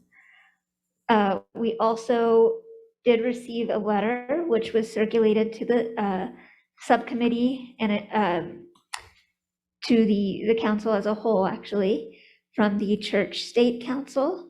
And so that will also be considered during this process. Thank you, Rachel. Anyone else? Okay, I'm going to return. Can I just say, with regard to the letters, I do think they have to be submitted after the public, if the council approves putting this out for public comment, I think those letters all do need to be resubmitted. That's correct. Okay. But I'm going to throw it back to Councilmember Sure, you had a question or comment? Well, I think that the committee can consider letters that come in at this point, but then if they haven't been addressed, then they need to be resubmitted to be part of the rulemaking process, just to clarify. Yes. I don't want to belabor the point, but the analogy to disability accommodations also fails to take into account that it is a multifactored analysis. It requires sort of consideration of the accommodation that's most acceptable to the person with disability, and it requires consideration of any mitigating factors or any further accommodations that would be appropriate. So it's another caution against trying to make this piggyback on the disability standards without a much more thorough consideration of the danger to self and others standard. That's all. Can I ask a process question? Go ahead. So if this goes out for public comment, does that commit this council in any way to move forward, or is it just a gauging process? Because I am moved by some of the comments that have been made. And so I want to know, like, what happens if we don't publish versus we do ask for public comment? Just because I'm still new here, can I get a little bit of context for that? I think I'll let Adam speak as well, but I think there's some options. We could see if the committee members want to think about it and whether or not we want to move or not. We don't have to adopt a motion today. There could be more thinking about what has been provided today by comment, as far as I understand. So I don't think we have to move and approve. That's why there's council action. But then we could also, depending on what the vote is, but there may be a different decision by the subcommittee members as to whether or not they want to move forward now with the action or not, if there is a motion, right? Adam, you want to add anything else? Just that if the council votes this draft, and potentially could take technical amendments, I think, from Councilmember Iglesias, if the council was interested, that would authorize the department to notice the regulations in the register, set it out for public comment. You'd have a 45-day comment period similar to we just had with the criminal history regulations. And of course, at any moment, the council, or at any noticed meeting, the council could pull the plug on the process. Go ahead, Council Member Sure. Just to note, on a number of occasions, we've workshopped regulations for several versions when the public comment was such that the committee wanted to further consider it. So it's really, a choice for the committee and then for the council, which way we want to go at this point. Right. Do you have any comments, subcommittee members? And masks make it difficult to communicate. Should we workshop it for another month, or do we, both ways allow lots of changes. It's not like we're locked into this. Either way, and it's really to me, what is the most efficient way to take into account all the public comment and to try to, make sure that we are addressing all of these concerns that have very wisely been expressed. My preference would be to take this back to the subcommittee for further consideration and review in light of the comments raised by the council members and members of the public. So we can do that, and then we can next time we can bring it back. Maybe it'll look the same, maybe it'll look different. Yeah, and I want to echo the thanks from Chair Sandoval for all the comments on this. I think it's challenging to do this in real time and in this forum. So I very much appreciate hearing these comments from the council members and members of the public. Thank you. It's very helpful. Yeah, you guys took on a very difficult job. So thank you for the work that you did. So we'll bring it back to the council at next meeting. Okay. All right. Okay, so let us thank you again for everybody who participated. Thank you to the subcommittee members and to public comments. We're moving on to the next item on the agenda, and that is consideration of proposed modifications to Fair Employment Housing Act, housing regulations with our council members, Darius Sher and Tim Iglesias. Hello, thank you very much.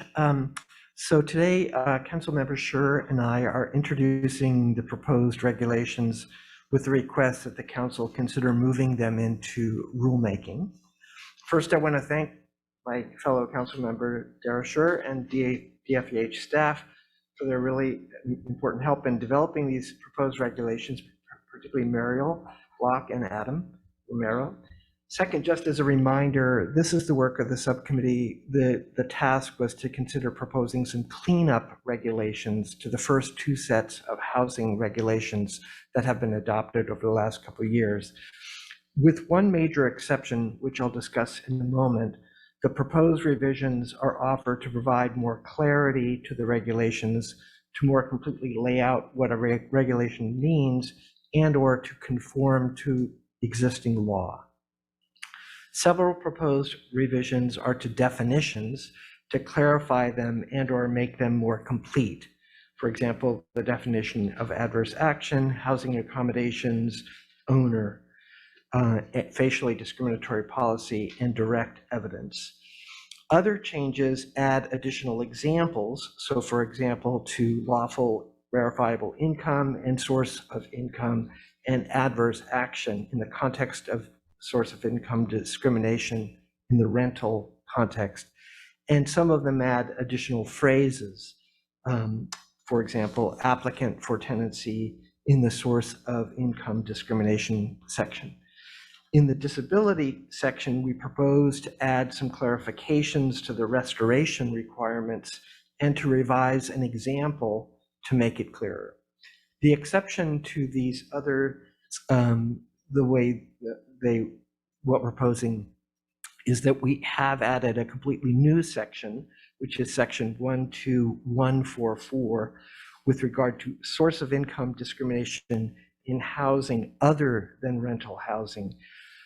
This section was added to incorporate the holding of a California appellate case called Sizemore versus Master Financial Incorporation, 151 Cal App 4th 1386, decided or published in 2007, which held that FEHA's source of income provisions cover a wide range of housing contexts and issues beyond rental housing. A comment from a prior rulemaking pointed out that the prior regulations only discuss the rental housing context. So we're adding this to basically incorporate existing law. So we welcome any comments from council members and the public. I can just add one thing, Councilmember Iglesias, in regards to the last item you were talking about. We thought it was necessary because leaving it just with rental left some ambiguities, particularly in light of the Sizemore case. And so we decided it was important to make sure we're comprehensive in approaching that issue. Most of the other things we're happy to answer questions about or walk through them, but they're pretty technical, not majorly substantive. I just wanted to clarify that the new section is actually 12140.1. That's the section number that Tim and Dara are referring to. Thank you. Thank you. Any council member comments on these proposed modifications? Okay, see none, we're going to move forward to see if there's any public comments.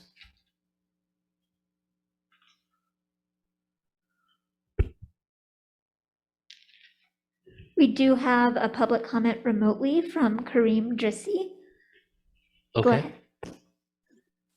Hi, yes, good morning, or good afternoon, rather, Mr. Chair and council members. Kareem Drisi on behalf of the California Association of Realtors.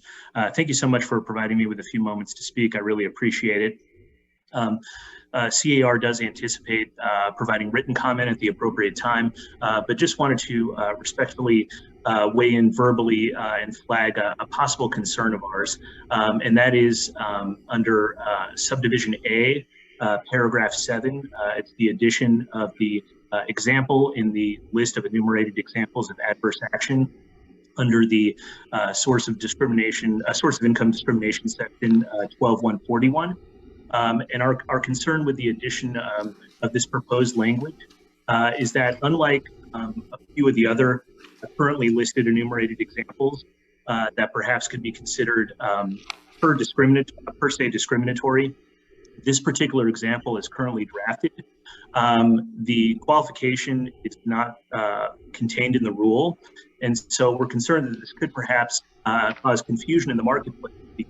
To our way of thinking, and we're currently continuing to investigate the ramifications of the addition of this proposed language, but to our way of thinking, there could be many valid and legitimate reasons why a housing provider would terminate participation. For example, selling the property, exiting the rental housing market. And so we just wanted to flag this as a possible concern of ours for the council. Respectfully, we are continuing to investigate the ramifications of adding this language. We very much appreciate the council's work on these proposed modifications and also appreciate their work, your work on previous iterations of these proposed regulations over the years. So thank you so much for considering our concerns. Again, we do anticipate providing written comment, and thank you again for allowing me to speak. I very much appreciate it. Thank you. Thank you for your public comments, sir. Do we have any other public comments, Rachel?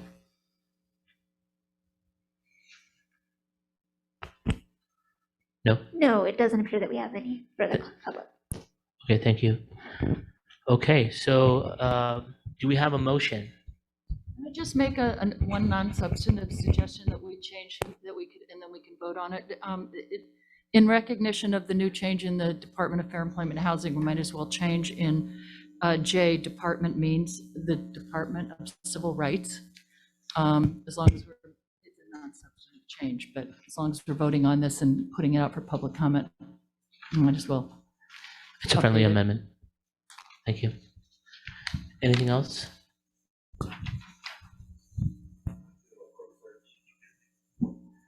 Meryl, would you mind doing a quick search of this text to see if the department's name exists anywhere else? I did a quick search and I didn't find anything, but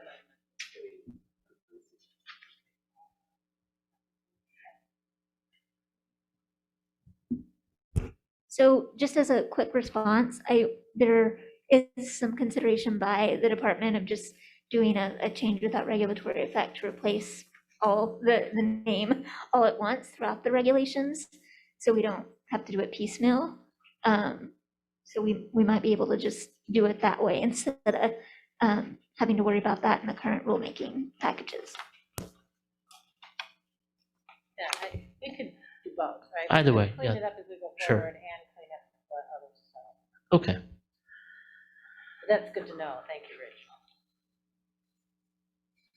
All right, so do we have a motion to move forward? Again, as I noted, this will commence the rulemaking process. It will lead to a 45-day comment period, a hearing and further comment period.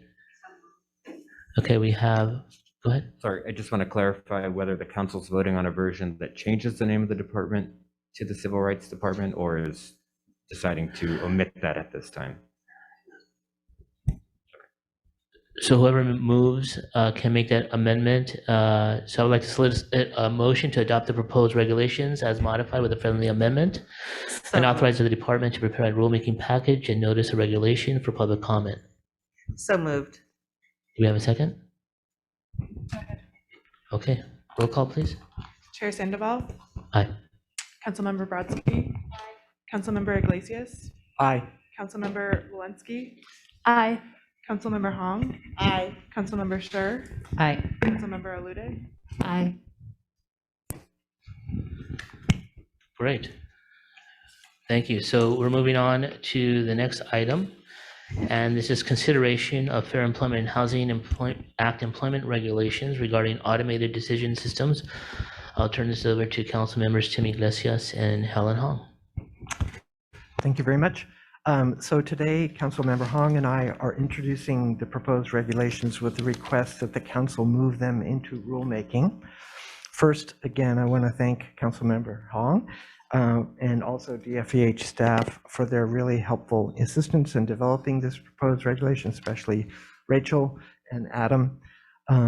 Second, just as a reminder, this subcommittee was established to consider proposing regulations because of the demonstrated potential for artificial intelligence, including algorithms, to unlawfully discriminate in at least the employment and housing contexts. Our overall approach in these proposed regulations is to recognize that AI is just a means for employers to perform tasks that they have always done, recruiting, screening, and hiring employees, for example. So AI has always been covered by FEHA in its protection of members of protected classes. We're just making that coverage explicit.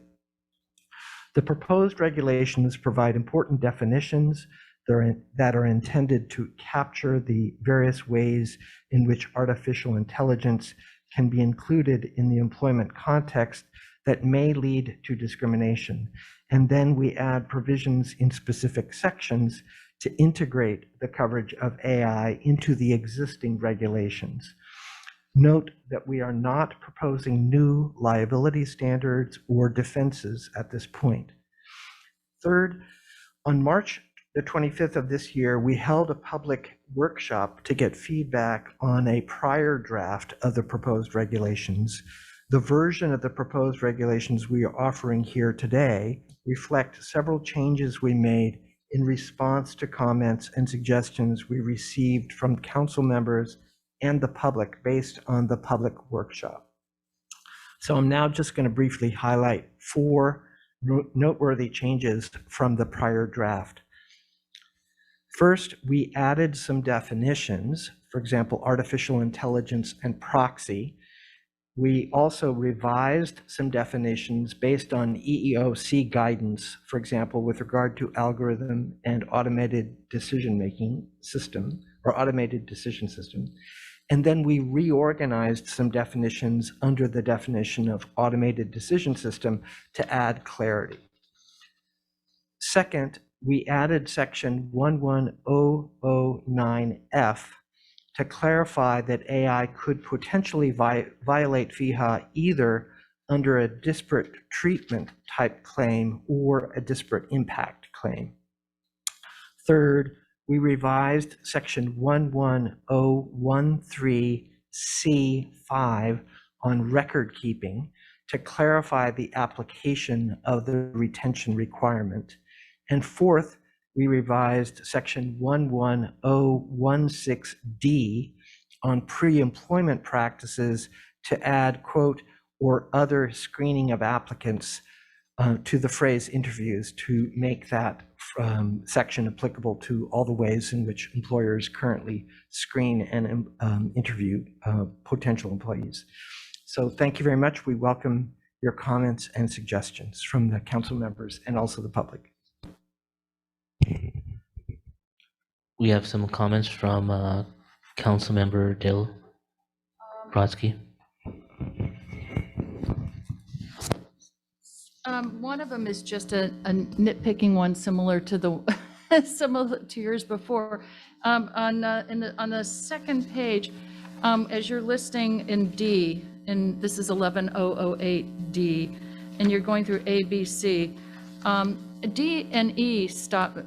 I got stuck on those because they through the use of that, and I would suggest, as you suggested in the other one, starting with making predictive assessments, and then and so that you're using the gerund phrase first in that one and E, and I think they just read better, and it makes it more, it's clearer. So the second one would be starting with measuring personality traits. That's just, technical. But the one question I had, I mean, I really am impressed with all the work you've done, and this has been very educative for me in terms of learning about automatic decision systems and that whole thing. But one thing that I was confused about is whether you've got in 11071 and pre-offer, this is medical and psychological examinations and inquiries. It's clear that those kinds of tests can't be used pre-offer, those puzzles and the psych testing and all of that. There's nothing equivalent to that in post-offer. And I was wondering whether it's permissible to use those kinds of personality-based questions, optimism, positive attitudes, all that's prohibited pre-offer. But is it permissible in psychological testing that an employer does post-offer? The automated decision systems. Is that, there's nothing there. So I would infer that it is okay to use them, but that doesn't seem right. So I'm just, okay. That you don't have to comment on that. I mean, you don't have to respond back, but just, that was just something that I was concerned about as I read that part. Any other comments from council members? Yeah. Councilmember Sure, go ahead. This is such a complicated area, and I'm really appreciative of the work that was done. It's really difficult. I have a number of comments, but they're more to clarity than they are to substance. Some of these are kind of long sentences, and I got a little lost in them, so I don't know if it means breaking them up into bullet points or capitalizing defined terms or some other things, but it's a little lost. So the first one is A, agent. I followed this and including but not limited to clauses. Any person acting on behalf of an employer directly or indirectly, including but not limited to a third party that provides services related to making or hiring, including but not limited to, and then I really got lost when it got to, or the administration of automated decision systems. Is that supposed to be part of the third party that provides services relating to hiring? It really didn't flow for me. I got really lost there. So I don't know if that's bullets or something, or just reframing the sentence. I didn't have an obvious solution, but I went, wait, you're talking about agents and then you're talking about the administration.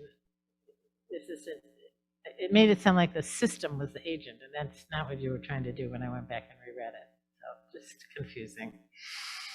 I don't know if you want to try and wordsmith now or just, okay. Similarly in D, I got stuck on D1, which said employees may use automated decision systems to perform tasks. But I think what we're trying to do is to say they can do that only under certain circumstances, but I don't think that's what you meant to say here. I think what you meant to say is this is a description of types of automated decision-making. And so I think if you ended the text before one as this includes, and then said the use of automated decision systems or something like that instead of employers may. That's not what we really want to say there, I don't think. And I guess I'm wondering, this is beyond me, so it's really a question. Do these systems make decisions or choices? I mean, are they really decisions or are they choices? I'm not sure. They say they make decisions. Decision has all these connotations, but maybe they do, and not just choices. So I don't know.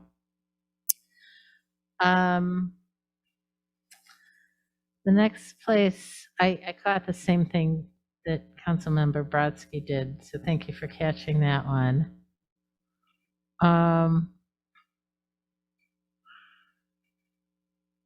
And again, I think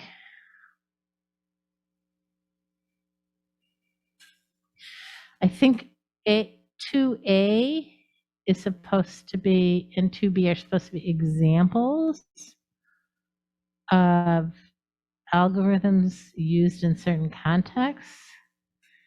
And again, I think instead of saying that may be used at various stages or they use algorithms, I might just try and reframe this as first of all, I don't think you need an employment context because the regs are only in the employment context, but so algorithm means a process of set of rules or instructions typically used by a computer to make a calculation, solve a problem, or render a decision, such as, or semicolon, such as, human resources, software, and applications that use algorithms, inserting that, and B, software applications that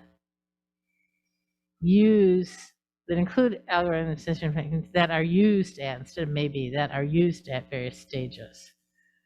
I think I keep trying to get away from the agency that implies these are good or bad or may not be used, and use language that's more neutral to just describe the tools we're talking about.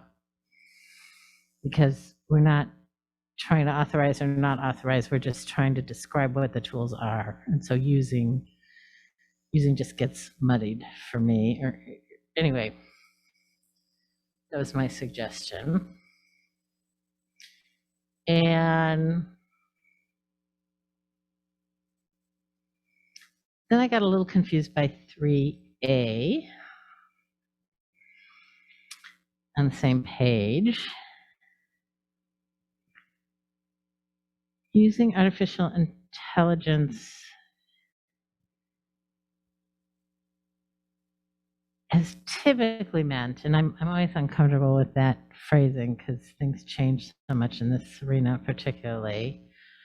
But then you say the developer relies partly on the computer's own analysis of data. And I thought we were talking about the employer relying on the data, but I think you're trying to make a different point here. I think you're trying to say the artificial intelligence or the automated decision system utilizes the computer's own analysis of data to determine which criteria to use. I think that's what you're trying to say, if I understand it correctly. I might be wrong. That's how I understand what you're trying to say. I don't know if I'm any clearer or not, but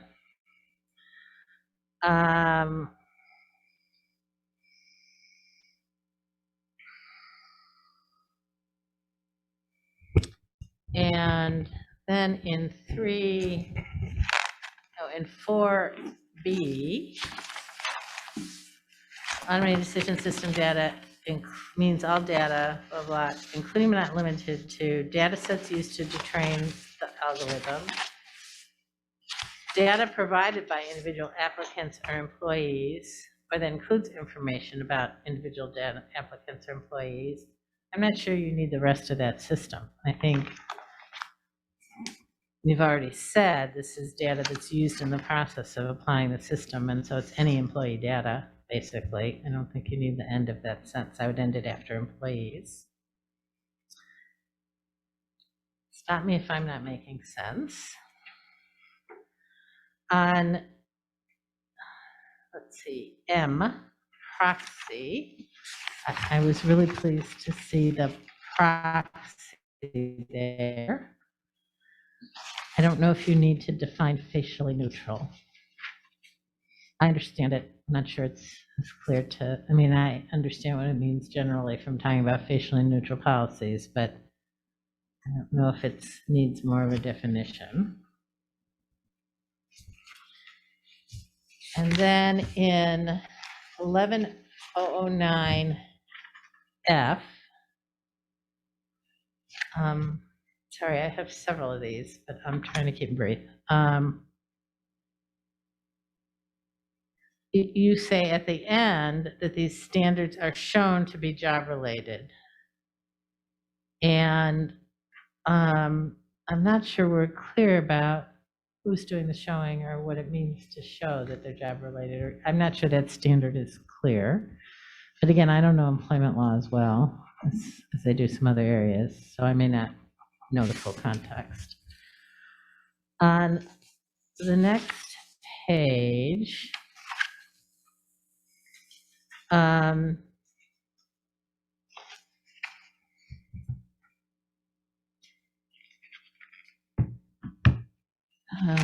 you say, and all machine learning data, but is that, I don't know if you mean just the data or the systems or what. I don't know if you meant that to be as narrow as machine learning data or if you meant it to be everything connected to the system. And then just a few more. On the next page, in 1109C5,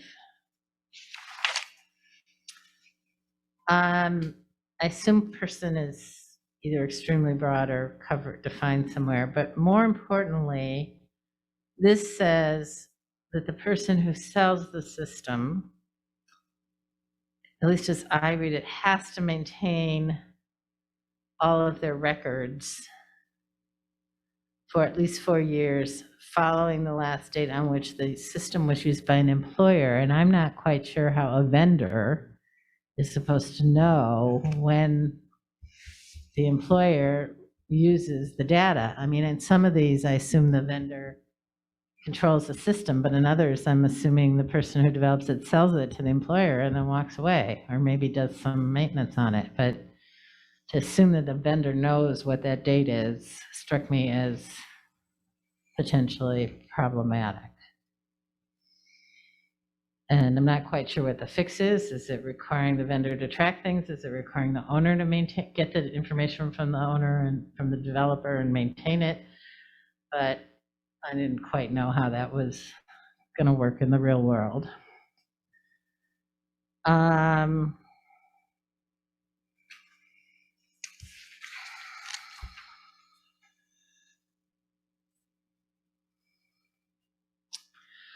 You often, in 1116 and a couple other places, you talk about examples of adverse impact. And you don't always use the term adverse impact, even though I think you've defined it elsewhere, or it's defined in the statute elsewhere. But in particular, I'm concerned that you use the language in a couple places of restricts, excluding, or screening out, or tending to limit applicants. This is particularly in 11016C5. And I think we need to include something about ranking or prioritizing the applicants, not just screening them out, because that is also what these systems do, as I understand them, and is equally troublesome.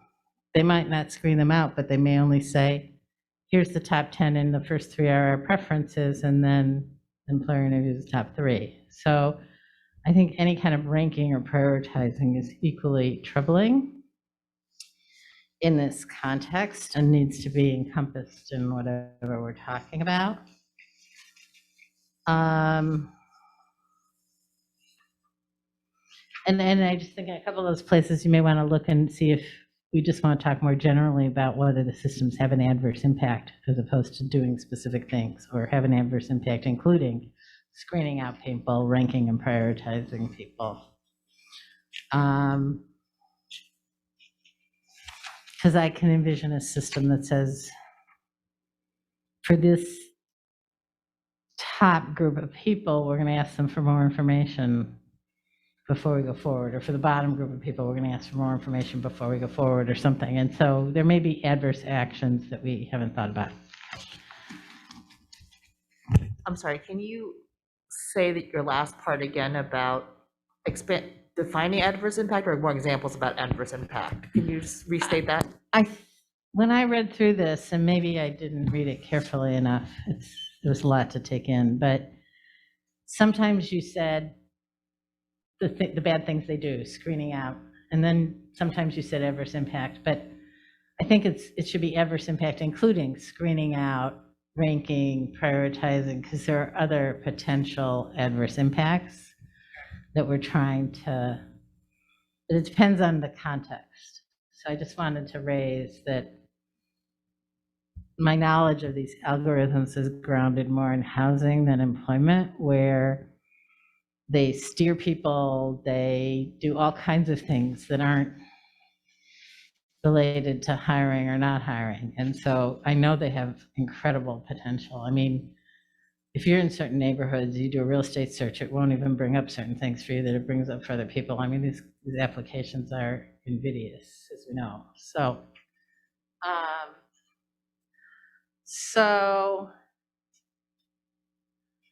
I think that was the only substantive stuff. On 11.017.1, I really still would say, technical or nitpicky one.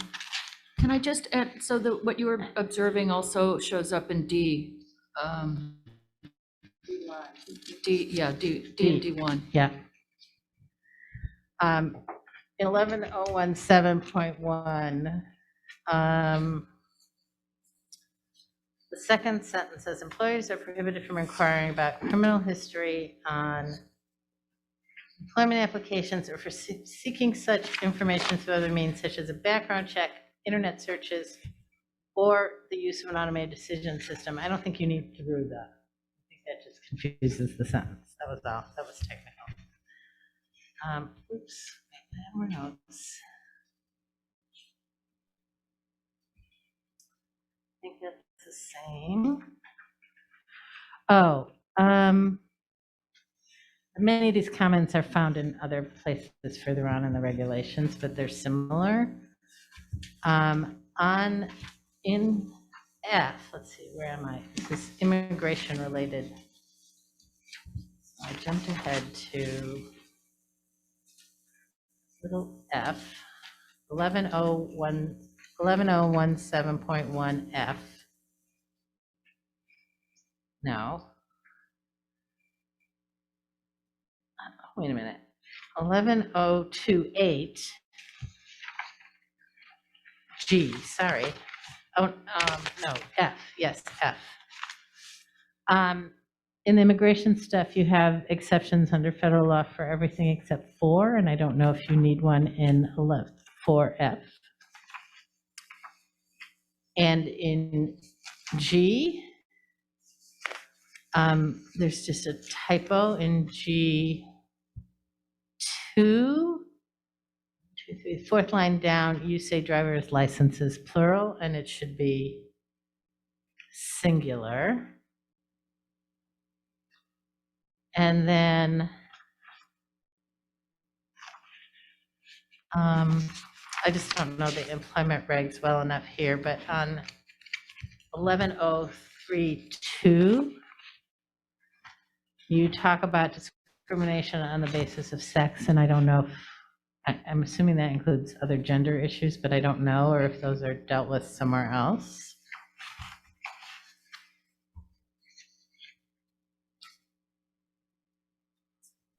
Okay, now I really am done. Thank you, sorry. Thank you, Councilmember. Very helpful, thank you. Any other council members?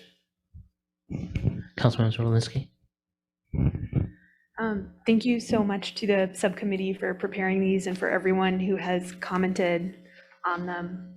I don't have any substantive comments, but just had a procedural question, and that's because there are proposed modifications in these regulations to language that's already under consideration for modification of the consideration of criminal history and employment decisions regulation. And so my question was just about the process, because I think that a lot of these proposed regulations, if adopted, could be adapted to how whatever language is reconfigured if the other proposed regulations are adopted. But my question was just about the process for that, as there's two sets of proposed modifications to the same regulation. I'm happy to answer that, because we did check on with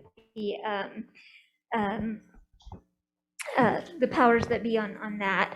So basically, it's a little confusing, but it works. So given that the criminal history package is currently moving, the algorithm, well, sorry, let me back up. Basically, we're supposed to use whatever's the current published regulation. However, if the criminal history subcommittee wants to make some changes to implement the algorithm suggestions in there, realizing that the algorithm package is using the current version of the regs, then the criminal history subcommittee can make some suggestions in its next go around and publish, an explanatory statement that it's doing so based on this ongoing rulemaking, if the algorithm subcommittee regulations is voted to move on. So basically, the criminal history subcommittee can make changes based on the algorithm proposed regs once those are noticed officially. Does that make sense?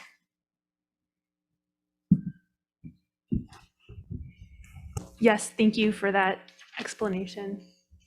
I guess, sorry, one follow-up question is just that the subcommittees can't communicate with each other than in this process. And so if there are further modifications under consideration, I guess I'm wondering if both packages are simultaneously changing in different ways to be proposed at the next meeting, how that would be addressed. Yeah, my understanding is that each subcommittee would just have to look at the current version that's public and the rulemaking packages and kind of work with that language and and modifying the other package. If that makes sense.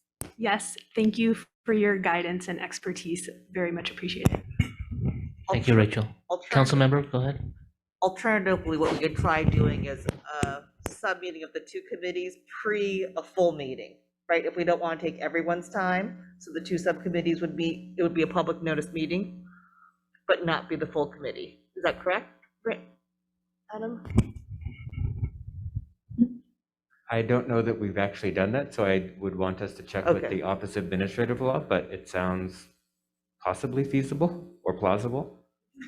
Just food for thought in terms of, right, because the whole point is that it would be a publicly noticed meeting of 4 of us, but would not need the full committee, but we'd be just working on these 2 issues.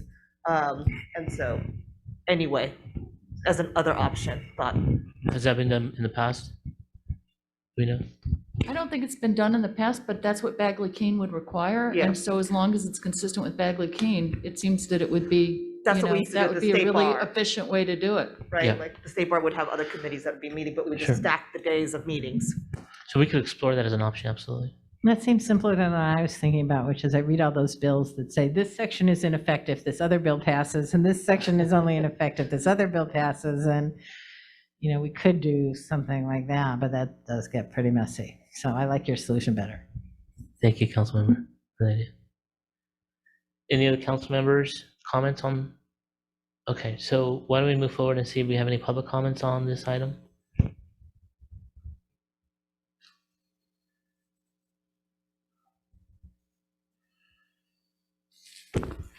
It does not appear that we have any public comments. I will note that we did receive written comments.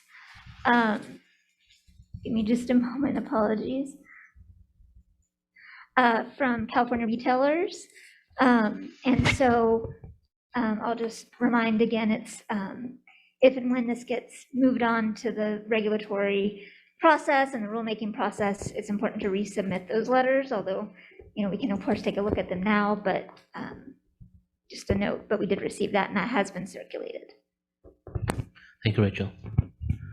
So how would we like to proceed here in terms of a motion? I know that there have been some suggested language changes to the language that's been proposed by Councilmember Shore. So go ahead.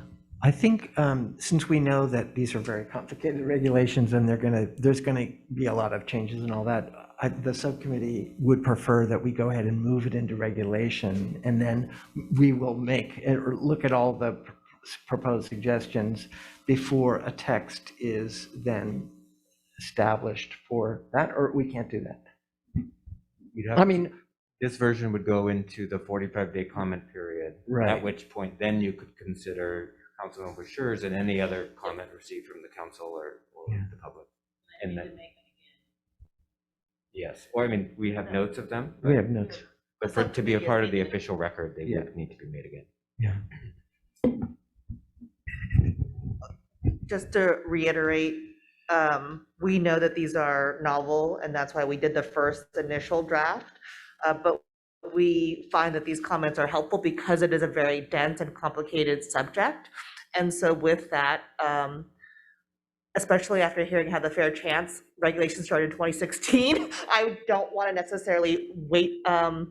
I would suggest that the committee feels strongly about moving forward, knowing that we'll be getting a lot of comments and that these iterations will improve every time based on the feedback. So we would ask that the council move to approve them as is, knowing that there'll be a lot of changes to be had. By way of background, I know you had a workshop on this particular item. In terms of the definitions and where you pulled the language and other types of items that you included in these amendments or modifications, can you speak a little bit to that process? Just a few moments. Yes, of course. And I think using, just like with one of the other subcommittees, the EOC did come out with some guidance as well. And so perhaps what we did was over-inclusive of a lot of different definitions, not only from EEOC, but other recommendations, including tech and AI. I mean, part of this is that we're looking at definitions from the users as well as technicians, as well as depending on who is the audience, they're defining it differently. We want to be, at this point, I think, broad, but we also want to see how people are interpreting. That's why Councilmember Schuer, your feedback was very helpful, because how you're interpreting it, I think, is going to be how others, especially employers, are going to be understanding this.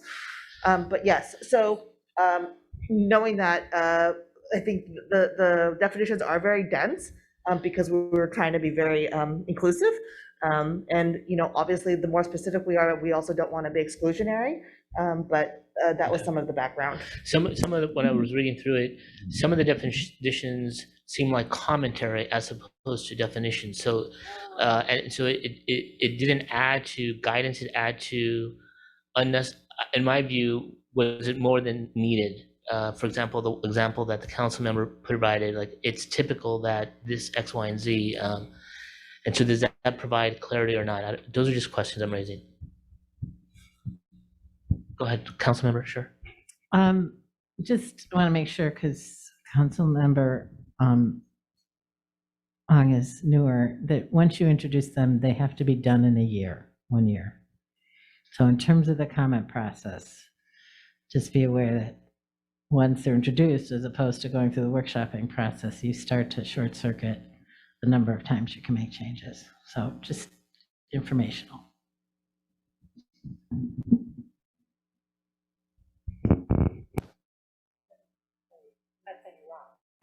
Councilmember Iglesias. Were we going to take a break? Because maybe we could. We're going to take a break. And then the subcommittee could consult and then come back. So you want to take a break before we make a decision? We could take a break, absolutely. We could take a break right now.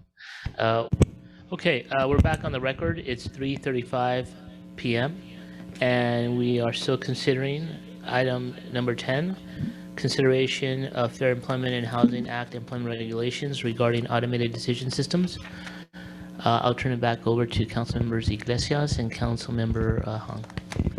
Well, the subcommittee met, and what we would like to propose is we would like to real-time edit the definition of agent and request that the council move forward with the rulemaking so that we can get this process started. We understand that it's a year from the point of the eyesore and publication, so not as of today, but once we publish it. And what we really would like, because this is so complicated and dense, is really the public feedback to help guide some of the comments. So we would like to just move forward as such. So with that, for agent, what we would recommend to move forward for publication is we would put after employment decisions in the second line, it would open into an open parentheses, delete everything to recruiting and replace with such as recruiting, applicant screening, hiring, payroll, benefit administration, evaluations, and or decision-making regarding requests for the workplace leaves of absence or accommodations, close parentheses, or the administration of ADS for an employer's use in making hiring or employment decisions, period. And then delete the rest. Could you say that one more time? And just for clarity, you were going to leave automated decision systems, so you gave an acronym. Correct. Oh, okay. Correct. So ultimately, in the second line, after employment decisions, we're going to delete the words including but not limited to decisions regarding, and instead open a parentheses and use those all as examples of employment decisions until the word accommodations, close the parentheses, or the administration of automated decision systems for an employer's use in making hiring or employment decisions, period, and then deleting the rest of that clause. Oh, I'm so sorry. I forgot I had put such as, such as recruiting, applicant screening. Thank you. Would it be helpful to just read the entire definition as amended? Okay, so agent, any person acting on behalf of an employer, directly or indirectly, including but not limited to a third party that provides services related to making, hiring, or employment decisions, open parentheses, such as recruiting, applicant screening, hiring, payroll, benefits administration, evaluations, or decision-making regarding requests for workplace leaves of absence or accommodation, close parentheses, or the administration of automated decision systems for an employer's use in making, hiring, or employment decisions, use, period. So to clarify, what we're saying is any person acting on behalf of an employer that provides services, one, related to making, hiring, employment decisions, or two, the administration of automated decision-making. So it's services related to one or two. Correct. Might even be helpful to put it in one or two. Maybe not, but. Because it says including but not limited to, it should have a comma after two. Okay, I think I understand it now. I think that's clearer, thank you. Put a comma after limited, first line, including but not. Can you speak on that? Not limited to, comma. Sorry. Just after, in the first line, including but not limited to, comma. Okay. Or actually, it should be, yeah. It should be actually including comma, but not limited to, comma. So with those two commas, friendly amendments. And I think you said and or with regard to decision making the first time around, then you said or the second time. So I want to be clear, you're saying and or decision making. Is that correct? Okay.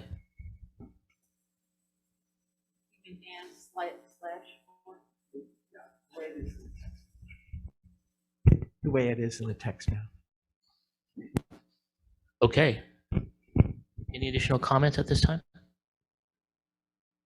All right. Do we have a motion with the amended definition of agent as described? Do I need to read it, the definition again, or okay? We've already accepted it as described. So I would like to solicit a motion to adopt the proposed regulations. Do we have a motion? Yeah, to authorize the department to prepare a rulemaking package and notice regulations for public comment. So we have Councilmember Schur moving. Second. Second. Great. Can we get roll call, please? Chair Sandoval. Aye. Councilmember Brodsky. Aye.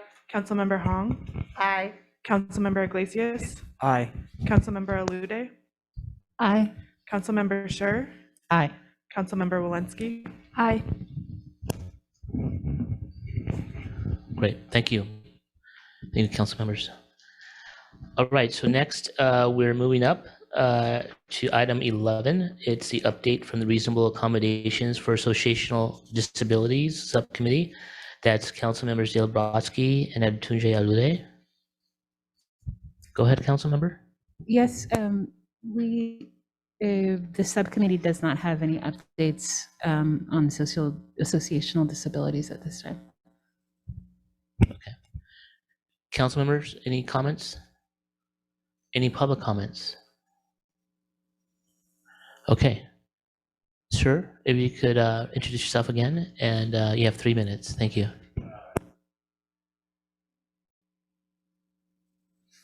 Thank you. Good afternoon. Noah Lebowitz on behalf of the California Employment Lawyers Association for a final time today. Thank you.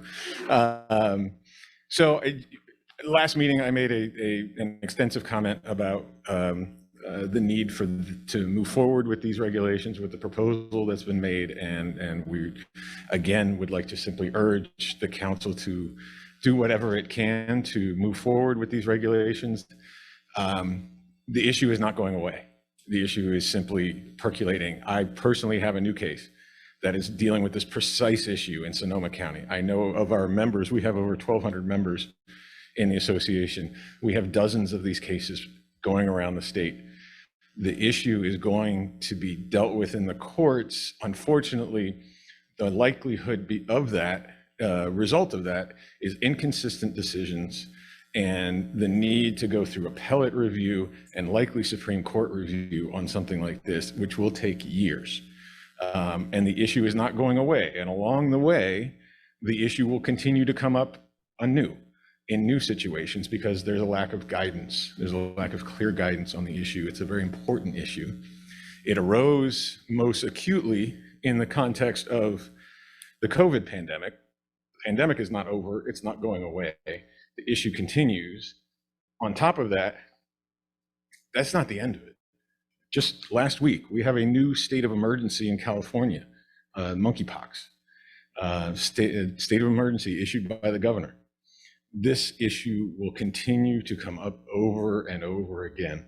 And to the extent there is no guidance, the issue will continue to be dealt with by confusion and by all stakeholders. And so what we hope for is that as we approach all regulatory work by this body, is that the purpose of regulations is to add clarity and to add strength to voluntary compliance and to reduce the amount of litigation. Right now, the litigation on this issue is skyrocketing and it's only going to get worse. So we urge the council to do whatever it can to move forward on these regulations. Thank you. Thank you.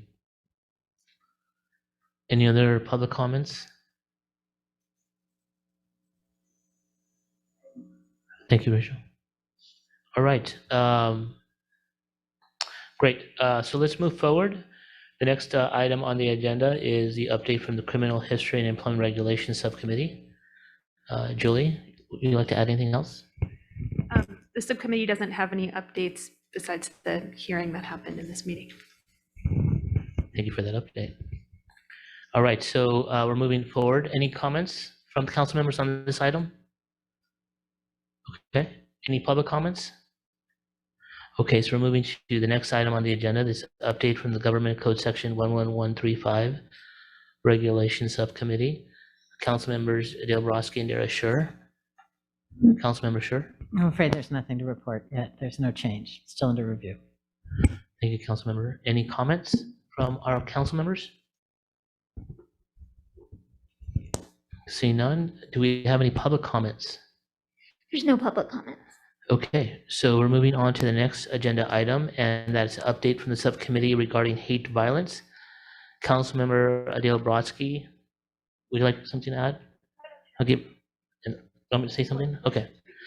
All right, so we had our presentation from our colleague Becky Monroe earlier today, and she identified a lot of important initiatives that are taking place, not only with the Civil Rights Department with regard to the formation of Commission on the State of Hate, but also with regard to work that she's doing on California versus hate. I have been working along with Dale in meeting with organizations and stakeholders that are focused on this issue, including LA versus hate. I've also been working with Dale as well as Becky Monroe on meeting with some stakeholders with regard to proposed legislation dealing with this particular item as it relates to occurrences of hate in the different sites, including businesses in California.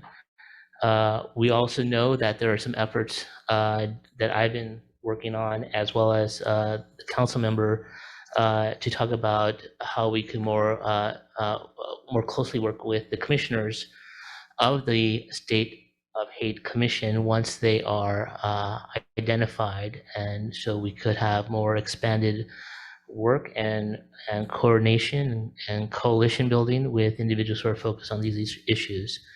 And then lastly, I had the opportunity to meet with, along with Kevin Kish, as well as Beck Monroe, with Vanita Gupta from the Department of Justice, the federal government, and when she was in Los Angeles, dealing with ways that the federal government can work more in coordination on, again, this issue of combating hate throughout the state, but in that regard, throughout the country. So Dale and I look forward to continuing to work on these items.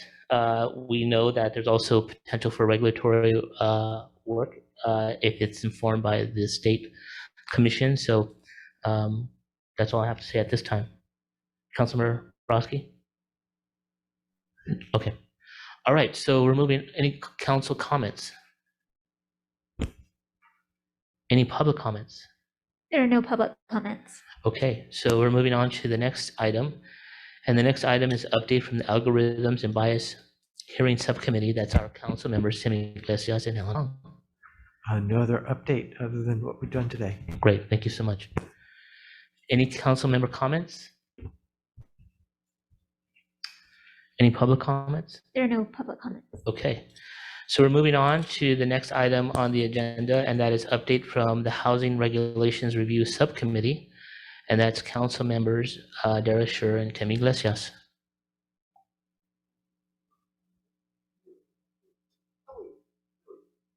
Oh, did I skip one?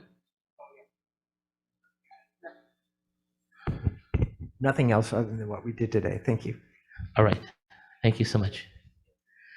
All right. So next up, we have items 17. That's update from the Real Estate Lending and Restrictive Covenants Subcommittee. We have Councilmember Tim Iglesias and Helen Hong. Excuse me. So the subcommittee has been meeting, and really we kind of took a step back and we looked at the 13 subcommittees that this council currently has, along with what are the, I think, really high priorities that the council shall tackle. And so with that, with 7 members and 13 subcommittees, where we're decided to kind of put this subcommittee on the back burner because it really is a cleanup project. And even though it's important, I think there are other matters, particularly that are time consuming, that we really want the council to focus on. So at this time, we will just kind of keep this either on the back burner or sunset it until we have the time to really put that back forth into the council. Any council member comments? I appreciate that we have way too much on our plate, so I don't have any problem with that. But there is a real need ultimately to do regs under real estate lending and particularly address some of what we know is happening around appraisals and other things. So I don't mind backburnering it, but I do think we need to get to it at some point. It's not just clean up the covenants, maybe cleanups, but I don't think that is. So, but I don't have any problem with the committee's recommendation. Everybody's jammed. So thanks. Thank you, Councilman Scher, for your comment. Any other comments from council? Any public comments? There are no public comments. Okay. I've been informed that I might have missed public comments from the previous item dealing with the Housing Regs Review Subcommittee. So do we have any public comments on that one? No, we do not. Okay. Okay, we're moving forward. We have an update from the Unruh Act Subcommittee. That is council members Adetunji and also Julie. So the subcommittee has met and really appreciates DAVH's staff support in the research and analysis and discussion that we've been engaging in to work on identifying areas of potential rulemaking. The subcommittee is still in the process of that analysis and discussion. Thank you, Councilmember Lude. Any additional comments you'd like to make? Okay. Any council comments? No, other than to note the horrible decision that came down from the Supreme Court, Brennan, that guts Unruh, but I think that requires a legislative, not a regulatory solution. So unfortunately. Thank you, Councilmember.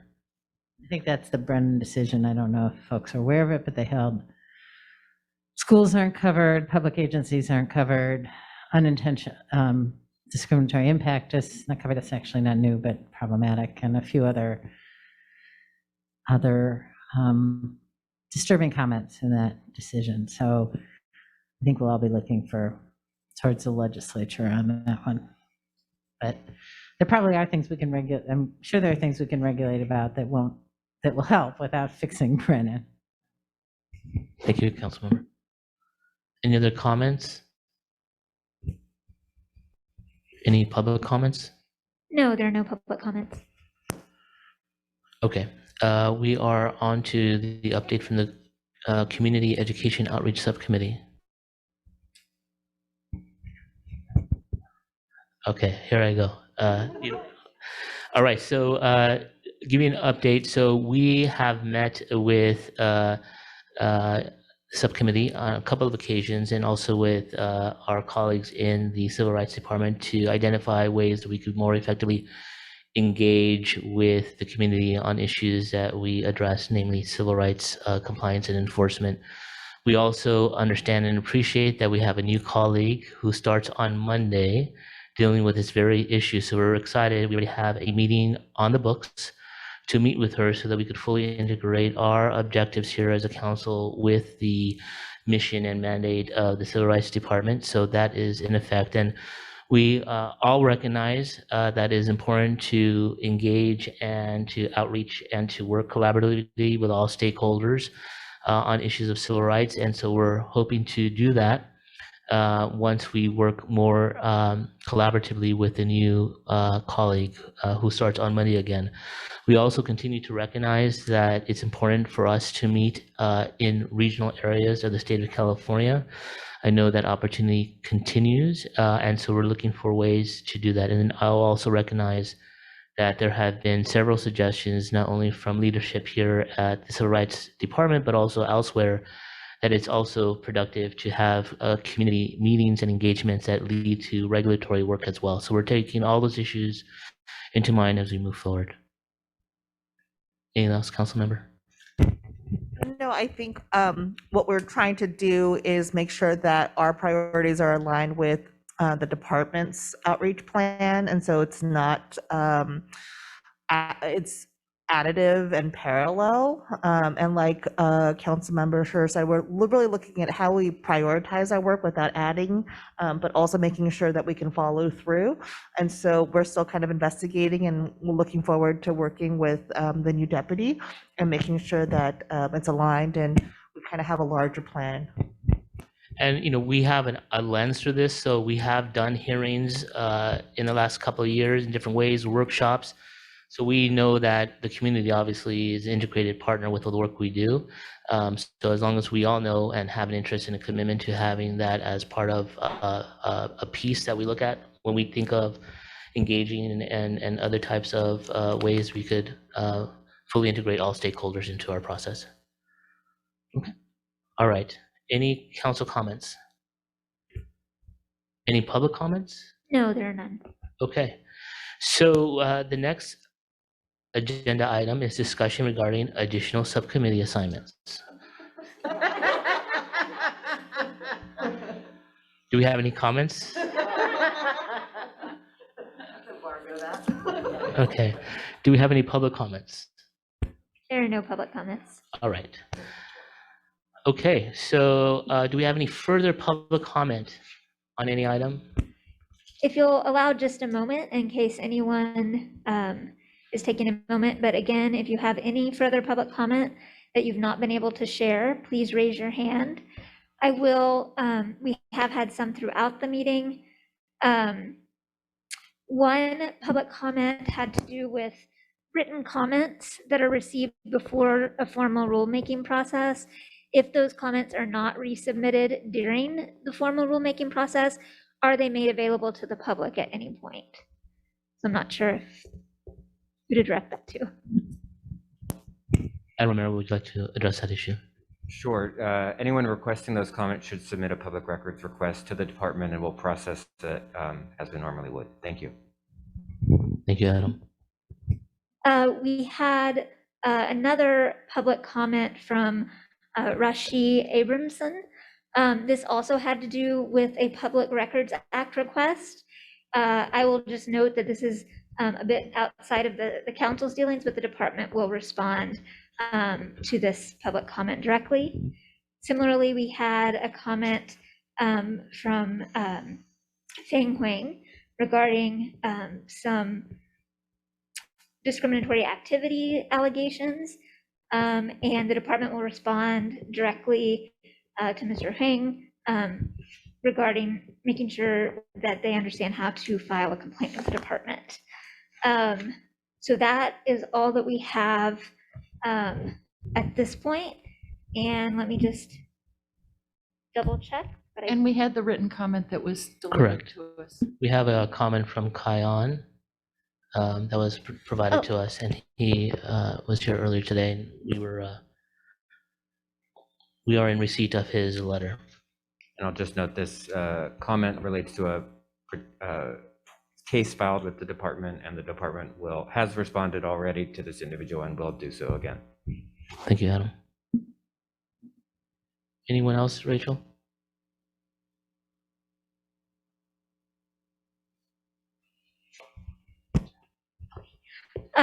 No, there are no further public comments.